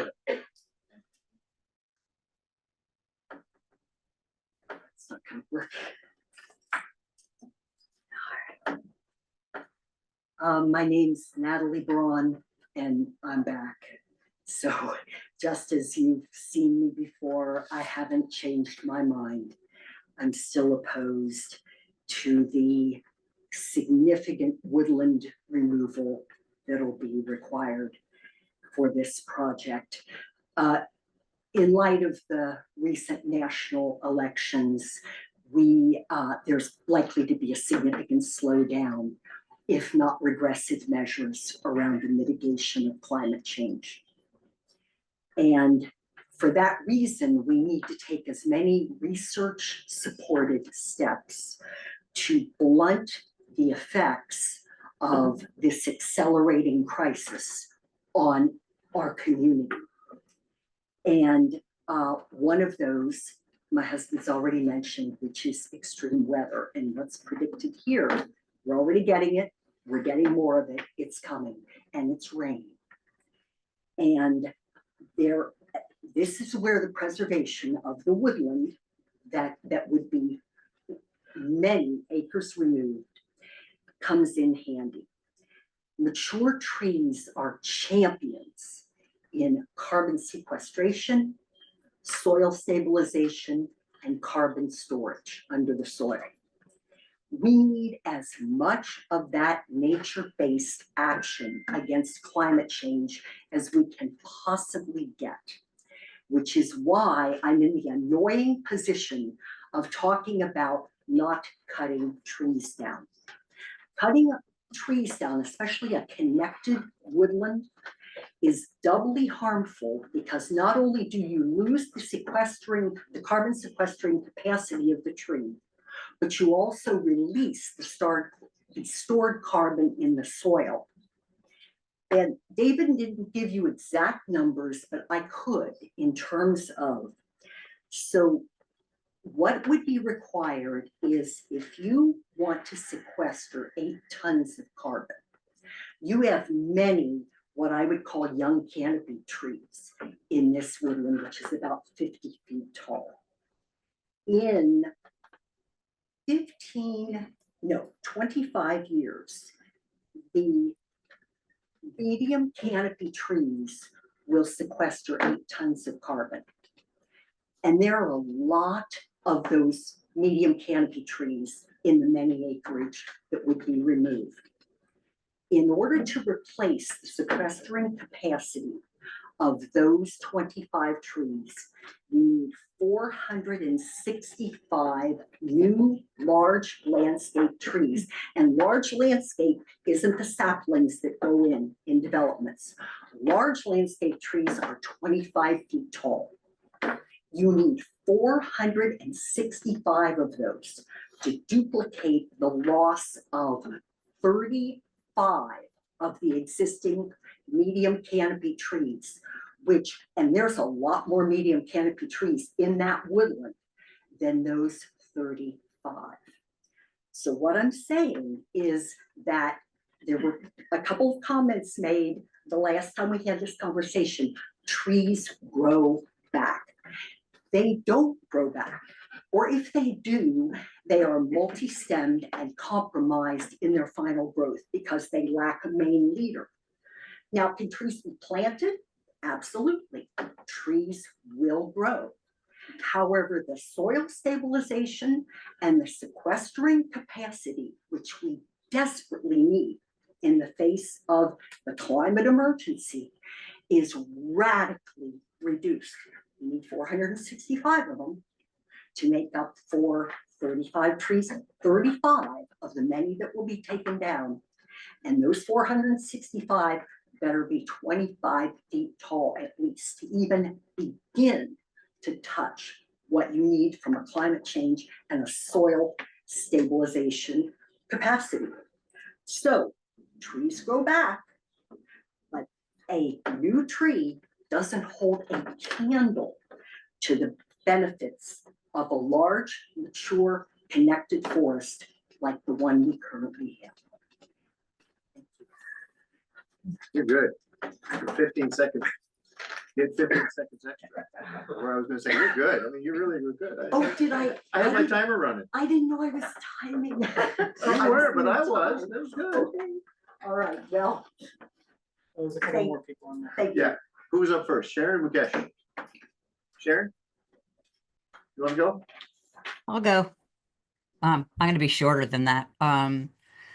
I am just not seeing the benefit that outweighs the overriding the regulations. And the Housing Act 47 keeps being brought up, but I think if we're going to go to intent, the intent of that act was to provide affordable housing and house the homeless, and I don't see that happening here. And then the other benefit, the looping the water main, I think that was probably something that was needed for the prior development. At least that's my understanding. And that's it. That's quick. Okay. Mukesh, you're up. Yeah, I want to thank the Planning Commission and the applicant and the engineer for all the diligence you've been doing for a number of years on this application. I know it has not been easy, but I admire everybody's patience in trying to do the right thing. The way I see it currently, I still see quite a few lots. Means I'm not looking at it from engineer's angle, but like lot number 8, 10, 11, 12 looks pretty steep to me. I don't know how this can be built over there. So my only comment is we have rules and regulations and guidelines, we should follow them. Otherwise, you'll be creating more confusion for future projects. That's it. Okay, thank you. Do we have anyone else that would like to offer comment? Yes, Brian.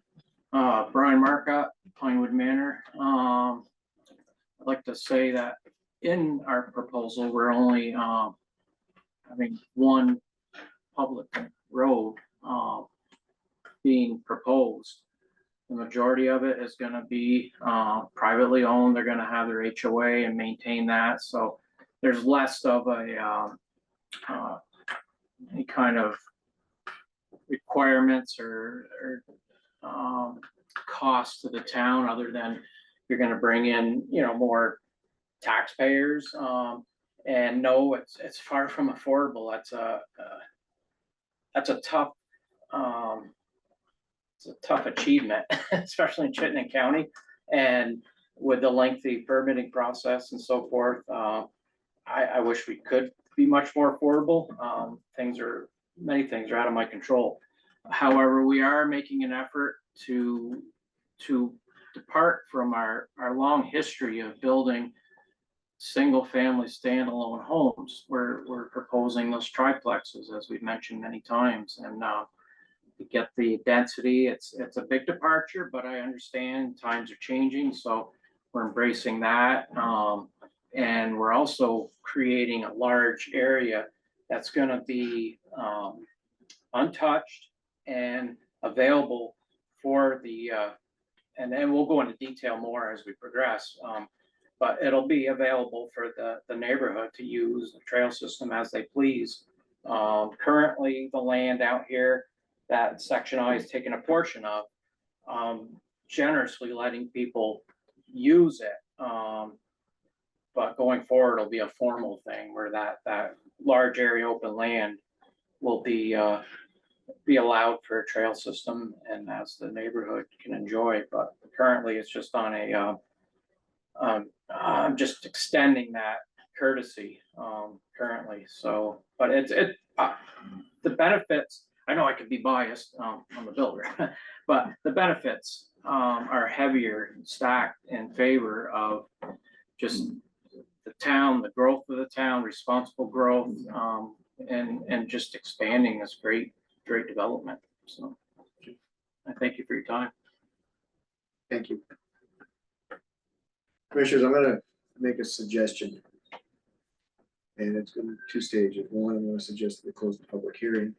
And the second is I'm gonna suggest that we go into deliberative session to weigh the staff report, which is a suggestion for denial, versus the waiver. I think there's, I want to respect what the applicant has brought forth.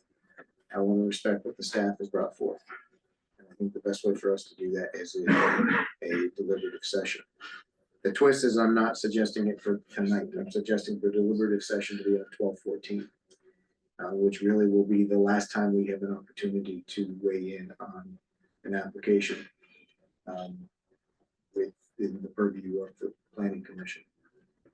I think that would give staff time to maybe review specifically the waiver and maybe even look at, see if there's any way that it can be, there's any wiggle room on it from their perspective. We can have that discussion about the merits of the waiver, the benefits to the town, what the applicant has presented as benefit, what the members of the community have spoken of as detriments, and the benefits outweigh the risks, et cetera, et cetera.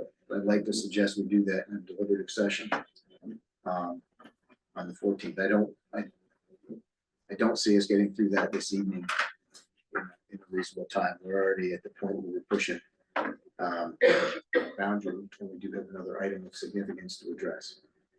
So that's a discussion topic. How does the feel about that? Does that allow applicant or staff to continue to make changes to the waiver request or the application between now and then, or as is, right? The applicant won't be part of the deliberative session. No, but I mean, between now and the 14th. I don't know that we've ever been in a situation where we've had a deliberative session that's been extended to another time. Yeah. So I don't know if we would take additional input between now and then. That the public hearing is closed, I think we're done. I think Right, that's so it. it's So as- right.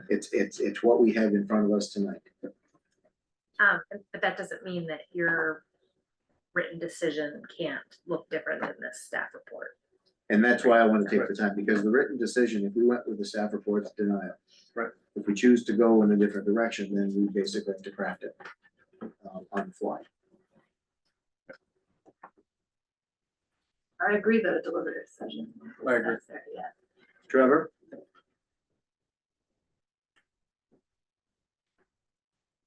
Thoughts? Or opposed? Did we lose Trevor? Trevor? No, I'm here. Do you hear me? I do. Did you hear what I was suggesting we do? Yes. I'm Okay. okay with it. Okay. I just like to say that we noticed that there weren't any draft conditions and you didn't have really a choice to approve tonight. So I did bring draft approval conditions if you so choose. So if that's the only reason, if that's not the only reason, then. I would suggest that as far as that goes, that you submit them to the clerk tonight. Already, You she got already them? has, yeah. Okay, so we will have them as part of the discussion. So with that, I would take a motion to close the public hearing. So there is a hand up in the. Ken, please. Yeah, very, very briefly. The Conservation and Trails Committee certainly is interested in trails, as you could imagine, and I did hear the applicant mention the trails, and we did not see any proposals for easements as part of this development for a trail system. Okay. Thank you. I'll make a motion that we close the public hearing. I was second. Moved by Ian, seconded by Georgia, to close the public hearing. All those in favor? Aye. Aye. Trevor? Aye. Thank you. All any opposed? Motion carries 6-0. Public hearing is closed. I will make a motion that we go into deliberative session with staff on 12/14 for this application to review the staff report and the waiver request and the proposed conditions as submitted by the applicant. Second. Moved by myself, seconded by Stephanie. Any additional discussion on that? All those in favor? Aye. Opposed? Motion carries 6-0. All right, Thank you. Thank you everyone for commenting. Thank you for bringing this to us tonight. It's been a long road. Thank you. That'll be on 12/12. Excuse me? That's on 12/12, right? 12/12, whatever the date is, the next meeting. The December meeting. The December meeting, thank you. I wasn't looking at a calendar. I literally didn't have a calendar in front of me, so. If it's Saturday, it'll be quick. All right. Next item on the agenda is going to be an internal discussion on the state of Vermont Correctional Facility Zoning Amendment Request. And as I stated in the beginning, when during public comment, I see this as being an opportunity for us to have a discussion on process. What did we hear? What did we not hear? Not necessarily the merits of the request at this stage, but where do we feel we need to go? And I have a second part of that request once we get going. So actually the first thing I'm going to ask, this is a straw poll type question to the commission. Before we do anything further, does anybody want to take a stand on saying no now? And the answer isn't no or yes, it's going to be no, or do we want more information? I think we need to ask that question of ourselves before we go any further. And from a straw poll point of view, this is not a vote or a motion. That's called a mote. It really is just an opinion, and I'll offer my own opinion first. And is as it was at the last meeting, which I don't think we have enough information. I agree. Yeah, I agree with that 100%. I missed the meeting. Well, the question still stands, is do you feel we should stop now, or is there more to ask? I would like more information. I feel the right thing is to go through the process. Trevor? More information. Okay, so I think that's basically just a confirmation that we don't have enough information to determine whether or not this is an amendment of any sort is going forward. With that, I would like to request our clerk, Georgia, we grant her the semi-official role of being more or less a commission coordinator for this discussions as we go forward. Not necessarily tonight, not necessarily in the meeting, but as we need to collate questions, answers, she can work directly with staff and so forth. My vision is that my thinking on this is that it will help staff be able to vet some ideas or presentation or what direction we need to go on a little more rapid basis. Not to keep things out of any sort of public eye, but to be able to package them so that we don't have spent half a meeting on discovery, and we can actually have a clear packet of work to look at and the public to look at the same time. So that was just sort of my thinking on this, was to ask if the commission can sort of semi-appoint Georgia as our what the colors are. Representative. Sorry. As just more or less the coordinator for this. If there's agreement, if there's anybody who has any questions, there's no clear, absolute defined official role. It's just a coordinator. One person. Yeah. One person. You accept? Yeah. No. Excellent. Okay, that's the second item on my checklist. So let's talk about what we think. Let's talk about what we think did or did not come out of that last session. Nothing. A lot of I would just be blunt, like they did not answer hardly any of the questions that were pre-provided to them. They regurgitated everything from the presentation. They were not prepared for the questions that we were gonna ask. And I also think that maybe the request needs to be a little bit more specific. I concur. I agree 100%. They didn't really give us any information whatsoever. You weren't there, Sue, but you've seen most of the information that's in front of us. Any thoughts on what you're? No, I was really bummed that I missed that meeting, but yeah, I'm gonna go with what you guys are asking. I mean, let's get some clarity around the information and the questions that are being put to them. There is a valid question about the approval, a waiver being generically for all state land as well, that hasn't been identified.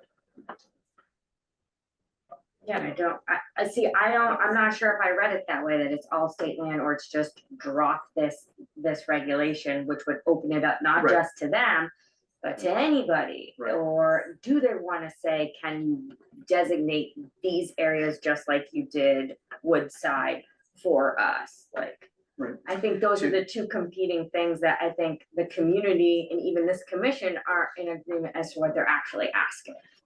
So, go ahead. No, I was under the impression they kind of were like, do whatever you want. So I guess it's like- So I guess I have a little bit of a harsher thought process or approach. Number one, is I'd like to start nailing them down on the answers to the questions. And I don't really want to accept we'll tell you the answers when we decide what parcel it's gonna be. Yeah. You know, so that's number one, is I would like to start drilling down as far as very defined questions. And it might take some, some different types of requests. I'd also like us to decide, independent of the state, is one lot better than another? And maybe we tell them we're not gonna entertain on lot A. We don't even wanna talk about lot A, because it's too major for us. Maybe, I'm not saying lot A, lot B, or. Right. But we tell them what we'll entertain it on, or we won't. Right. If they want it to be unrestricted, option to any parcel that the state owns. I don't know how many parcels of land the state owns. I mean, Mr. Seaver brought that up more than once. Which they didn't even bother to have the information. Right, so I don't see us being limited to say that it's gonna be, all the lands, we're just gonna get rid of the correctional center designation. It's not their purview to tell us that. It's our purview to decide if we want to apply a correctional center overlay onto an existing zone. Right. And if so, what zones might work, what that might be appropriate. And quite frankly, anything residential, I would not think would be appropriate. So I think it's time to maybe stop being nice and listening to presentations and start come up with numbers and specifics and so forth. To find out whether or not this is proposal. A number of people have talked about what are they gonna, what's the benefit to the town? We asked them that specifically. They said after the zoning change, they will tell us, but. Surprise. Yeah. It's. A balloon for everyone, or, Yeah. a cruise? We'll held up. EW or UIX? I think we also need some of those, I hear a lot of property values are gonna go down and all this. I don't know if that's true or not. I'm not seeing that on the Shelburne Road corridor. Those are just going up and up and up. And so I do think that that's important information. What is fact and what is fear, and making that decision as well. And I don't know where to get that information, but I think that if it's out there, it would be good for us to have that. Is there an impact? Is there an adverse impact on property value? Well, I think you're also talking about in Shelburne Road in South Burlington, you're talking about a 50-year-old prison. So that 50-year-old prison's been there a long time, and a lot of that buildup has gone, is much more recent than that. So getting past the idea of having a prison built in your neighborhood is long since been gone in that area. So there's a difference between building a facility in a neighborhood or near a neighborhood that's new. Like, that's the kind of value that we need to understand. How has that happened in other areas? Yeah, Where what is the actual impact? Because there's probably one. I I think just we don't know know, what I it think we is. know the major impact is Club New England closed because of proximity to the prison. I remember. I know what it is. So I Sorry, you just- can't keep me serious, super serious this many hours in a row. It's just a. I think that's important data points to know. Yeah, it's okay, it's okay. That was the demise of 808 forward. Okay, I agree with what Stephanie's saying. I also think we need to maybe do some research on our own and speak to either police chief or fire captain or somebody from emergency services, either in Essex who can answer these questions or in South Burlington, from South Burlington. So here's the other thing, we start getting into that. Yeah. We probably need our own requests for the numbers from South Burlington. Whoever covers Yeah. at the jail, whoever is a covering aide, so whether it's St. Mike's, whether it's Essex, whether it's Burlington Rescue, what are the surrounding areas? And the other thing that we don't have on, we have to understand our services need to look at those numbers as well, because our services are, with the exception of police, are volunteer. So what are the impacts to rescue? What are the impacts to fire? What are the, and are they, what's the population of residents in the correctional center that were, when those calls were made? I mean, was the population the same size as what they're promoting for Essex? Were they smaller? Were they larger? So the impact to our services has not been addressed at any level at this point. And our services are different than the services in South Burlington. Correct. So there's a lot of detail that has not been provided, and I think we've been nice in giving them opportunities to give that stuff to us. I think the only new piece I got out of that presentation was that Vermont State Police will have jurisdiction over the prison, not the town. What about the parking lot? What about? That I don't know, Right. and again, going back to, it's the emergency services, how many trips are they making a day to the facility? And if it's all volunteer, that's a huge thing. I think it's maybe even more than just the facility itself, right? When we're talking about what naturally happens when a facility gets built, is that families move closer there. So is there an increase in strain on our first responders just based on the transition of family housing that's going on around the prison, right? So, not to be. And yes. We haven't talked about it yet, but I also think economic impact, if we could, I don't know who could speak to us about that, but there would probably be some economic impact from service providers, from staff, from families. I mean, I'm thinking mostly service providers, honestly. So I don't know who, if somebody from the economic development committee or Jean or somebody could speak to that. Doesn't seem like we need jobs in Essex, but would provide some jobs. I don't know. So we have, the southern part of the state who's, they've been through this, or other areas in Vermont that have gone through this. Yeah. So it isn't all complete new.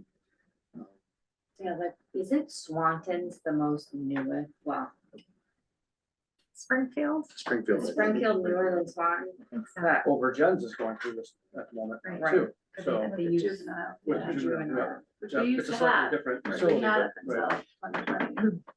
I don't know if we've had any contact with the state since our last presentation, but maybe they are more advanced than, and have a presentation ready for us, so maybe that's. Maybe a they learned their question. lesson. But you would think that they would I don't tell want a us if they. presentation, I want to answer. I mean, I Well, think that's what I meant, Yeah.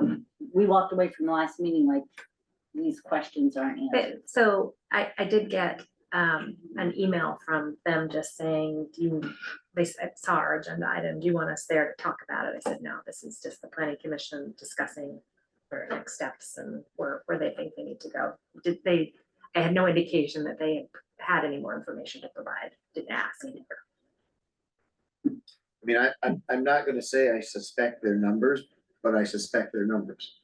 And anybody who develops a report is gonna generally develop a report to prove a point, not necessarily raw data. So I really would like, from my perspective, I think, knowing what the call volumes were for fire, independent of rescue. Now, in South Burlington, do fire and rescue both respond every time there's a call? Or if there's strictly a rescue call, do they go on their own? Or if there's strictly a fire alarm, there's fire going there? We have a volunteer fire service. Do we have the ability to respond to a fire alarm routinely, daily in, a correctional facility? I don't know. I mean, this is where we don't have enough information to know the true impact. And this isn't even touching on really what a lot of the folks have said about not wanting to have the prison, you know, in the area. Okay. It seemed like at their meeting before, they talked about some of the community benefits that could come from this. But I remember them talking about things like utilities or other kind of like infrastructure benefits. It'd be really nice if, I feel like they're thinking about it from such a technical perspective, but residents are feeling it in a totally different way. And if, like, for instance, if, like, what would make the residents whole if there's this thing, and if the state is willing to consider developing on 2 different properties, you only need to develop on 1 property, like what could be potentially the benefit of the other property for the community? Like what's like the offsetting thing that people could really like? So, and there may be other state properties or other opportunities to provide. But that's the carrot, right? You know, that's it's like, I think for them trying to have like, it's not just a technical thing. You know, it's how does this fit into the community? It isn't just a technical thing, but there are a lot of technical things that they haven't given us yet. Sure, yeah, right. You know, I think we've got to build off of one. And if we, for example, if site A is going to cost, I don't know, picking a number out there, 25 million to build because of the infrastructure's got to be redone road, and site B is going to cost 10 million to build. You know, do we look at that and say, we're gonna rule site A out? Do they rule? I mean, they should be able to start giving us some of that guidance now, from their perspective. And we should be able to say from our perspective, if one or the other is, we're gonna rule one out right off the bat. You know, how can we do, if we do a correctional overlay, so like I would not want to make a correctional facility and allow juice in an industrial zone.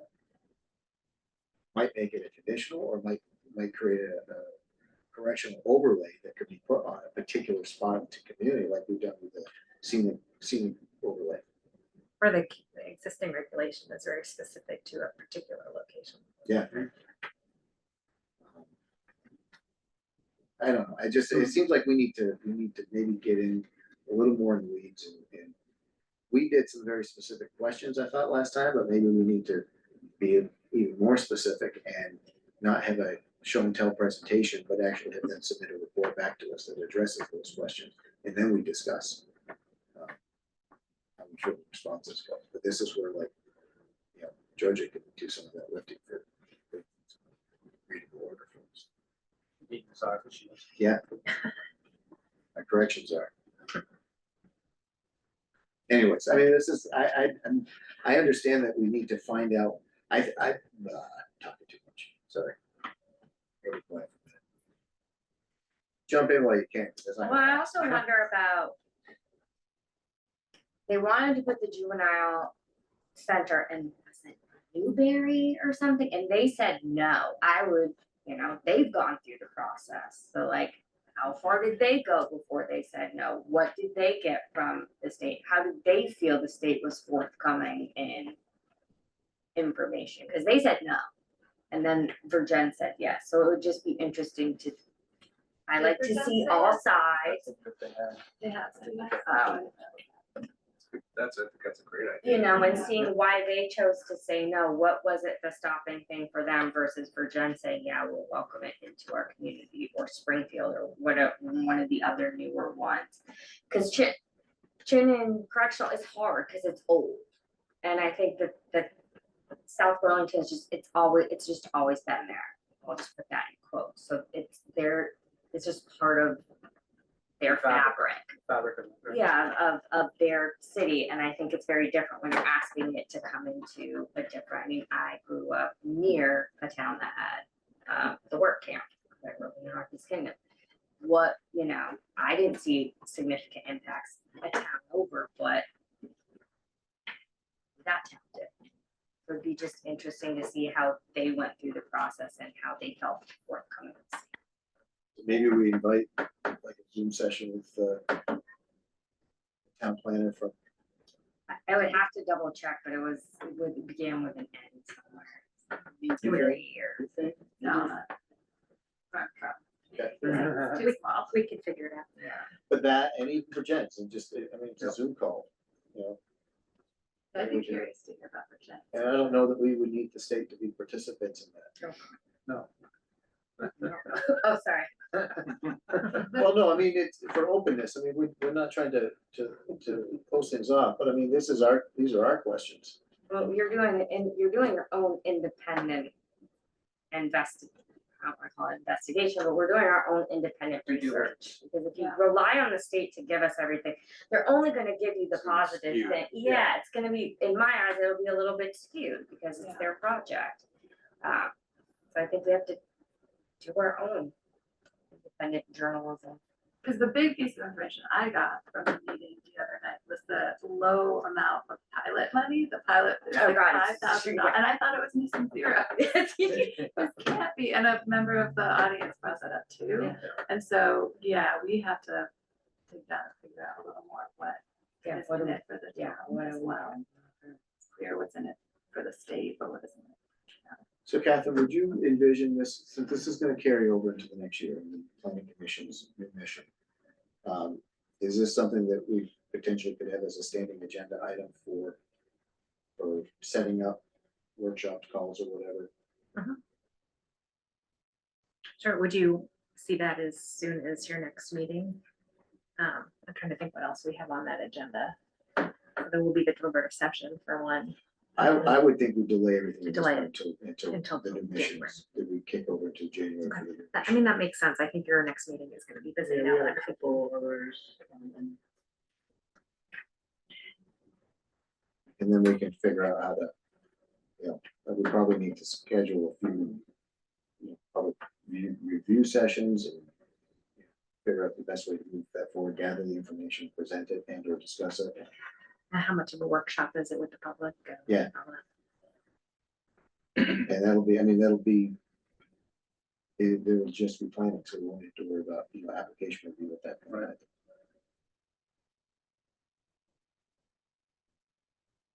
Okay. And I would think in the meantime, if you have thoughts and you guys can come up with some of the roadmap for those discussions, that would be great. Because then we're not just trying to craft it on the fly. And I know you've got ideas, you both, it's there. Been some great things brought up here tonight too. I have a comment, a question, which kind of relates to the Pinewood and as well as this for the deliberative session. Should we invite all the missing members of what's going to be the DRB and the planning commission so that they're just aware of it? We didn't do it as part of the motion, we can revise the motion to do that. I could invite the DRB, but I don't think, actually at this point, probably not. Because we're either gonna come out of it, with something, and that'll be passed on to the DRB. I was thinking more for the experience of it all for them. as they're Yeah. new. I actually did think about that, but they don't come into existence until. No, agreed. No, but it would be good for at least for the Pinewood piece to see the. Yeah, I wouldn't think the prison Yeah. makes a difference. because of the No, planning commission. it's, so we can either add a motion or revise the motion that was made earlier. But the applicants are gone, so I don't know if we can. Would you have to revise the motion? You're just inviting. Oh, I guess you would. Right, yeah, because I made the motion to include staff. Right. Yep. I think you could make it at the next meeting. Revise it. To include them, so we could extend it if any members of the future DRB are present. We can include them in an observation, for observation. Did you include the purposes. planning commission, the new planning commission too or not? Well, it's the same planning commission. Well, we have new ones, so for example. But it won't carry over to the planning commission. I think that's the point. The planning commission. It'll be done with the planning commission the next meeting. And there are no different members of the planning commission come January 1st. So. Either. I can't remember. So let's just remind. Planning commission isn't changed. Remind remind me, whatever, at that meeting before we go into deliberative, because we'll have to make a motion to go into deliberative. And we'll need a place to do that. We'll either have to kick everybody out or we'll go upstairs or whatever, but You could even meet earlier, something too, as an option. We could also ask these people if they're even available. It's close to, holidays, they might. so like the deliberative piece we need to have anyway. So at this point, we could potentially have the deliberative session at 6 p.m. We've got time to make that. So did anybody have any issues or conflicts with that? 30 minutes enough? No, but that we can start there, and if the doors closed for deliberative session, nobody will be allowed in until we're. And we just note that the primary meeting would begin with the deliberative session. We still got to call it in public hearing. And maybe you've got to meet somewhere else though too, because coming TV. Yeah, and I'm thinking we've got to call the meeting to order. We've got to do that in public, so we've got to have the public session open. So that we can get follow the rules. So maybe do we have a room upstairs that we can use or no? I think our room's the biggest room. Just pull some chairs Which together. we've done many times We can in do the it past. standard. We can do it. We can do We've it done it in the standard. hallway. Yeah, we can make space. But let's do that then. Stick with that. If members of the DRB are present, we'll make a motion to include them in the session. Yeah, I think we can, I'll reach out to them too, just to make them aware. We have one of them here. And Sharon, I think, is on line as well. Okay, yeah. She's still there too, so okay. Any other thoughts on that aspect of the? We talked long enough that everybody's got what to do. Where are we? We're getting ready to do the minutes. Sure has. This has been meetings. Many meetings already. So I need a motion for the minutes from 10:10. Make a motion, we approve the minutes of the meeting from October 10th. Seconded. Does anyone want to add for any edits to the minutes from 10:10 as presented to us? I'll note that Trevor's name is correct. It's good. Hearing no adjustments, all those in favor of the minutes as written signify by saying aye. Aye. Opposed, minutes carry 6-0. Take a motion for the minutes of 10:24. I'll make a motion to approve the minutes for 10:24. Seconded. So I think found something in here, Sharon. And I apologize for not sending it to you ahead. And I don't know where it was because I was on a different computer. Well, if it's like a grammatical or something, you just let me know. Okay. So I don't have anything to say. So anyone have any edits to the minutes from 10:24? Hearing none, all those in favor of the minutes from 10:24? Aye. Trevor? Aye. Opposed? Motion carries 6-0. That's minutes from 10:24. We don't have an executive or deliberative session tonight. Do we have any other business to attend to? And I would take a motion. Move we adjourn. Second. Seconded by Stephanie. She got it ahead of that. All those in favor? Aye. Aye. Opposed? We are adjourned. Motion carries 6-0. Thank you.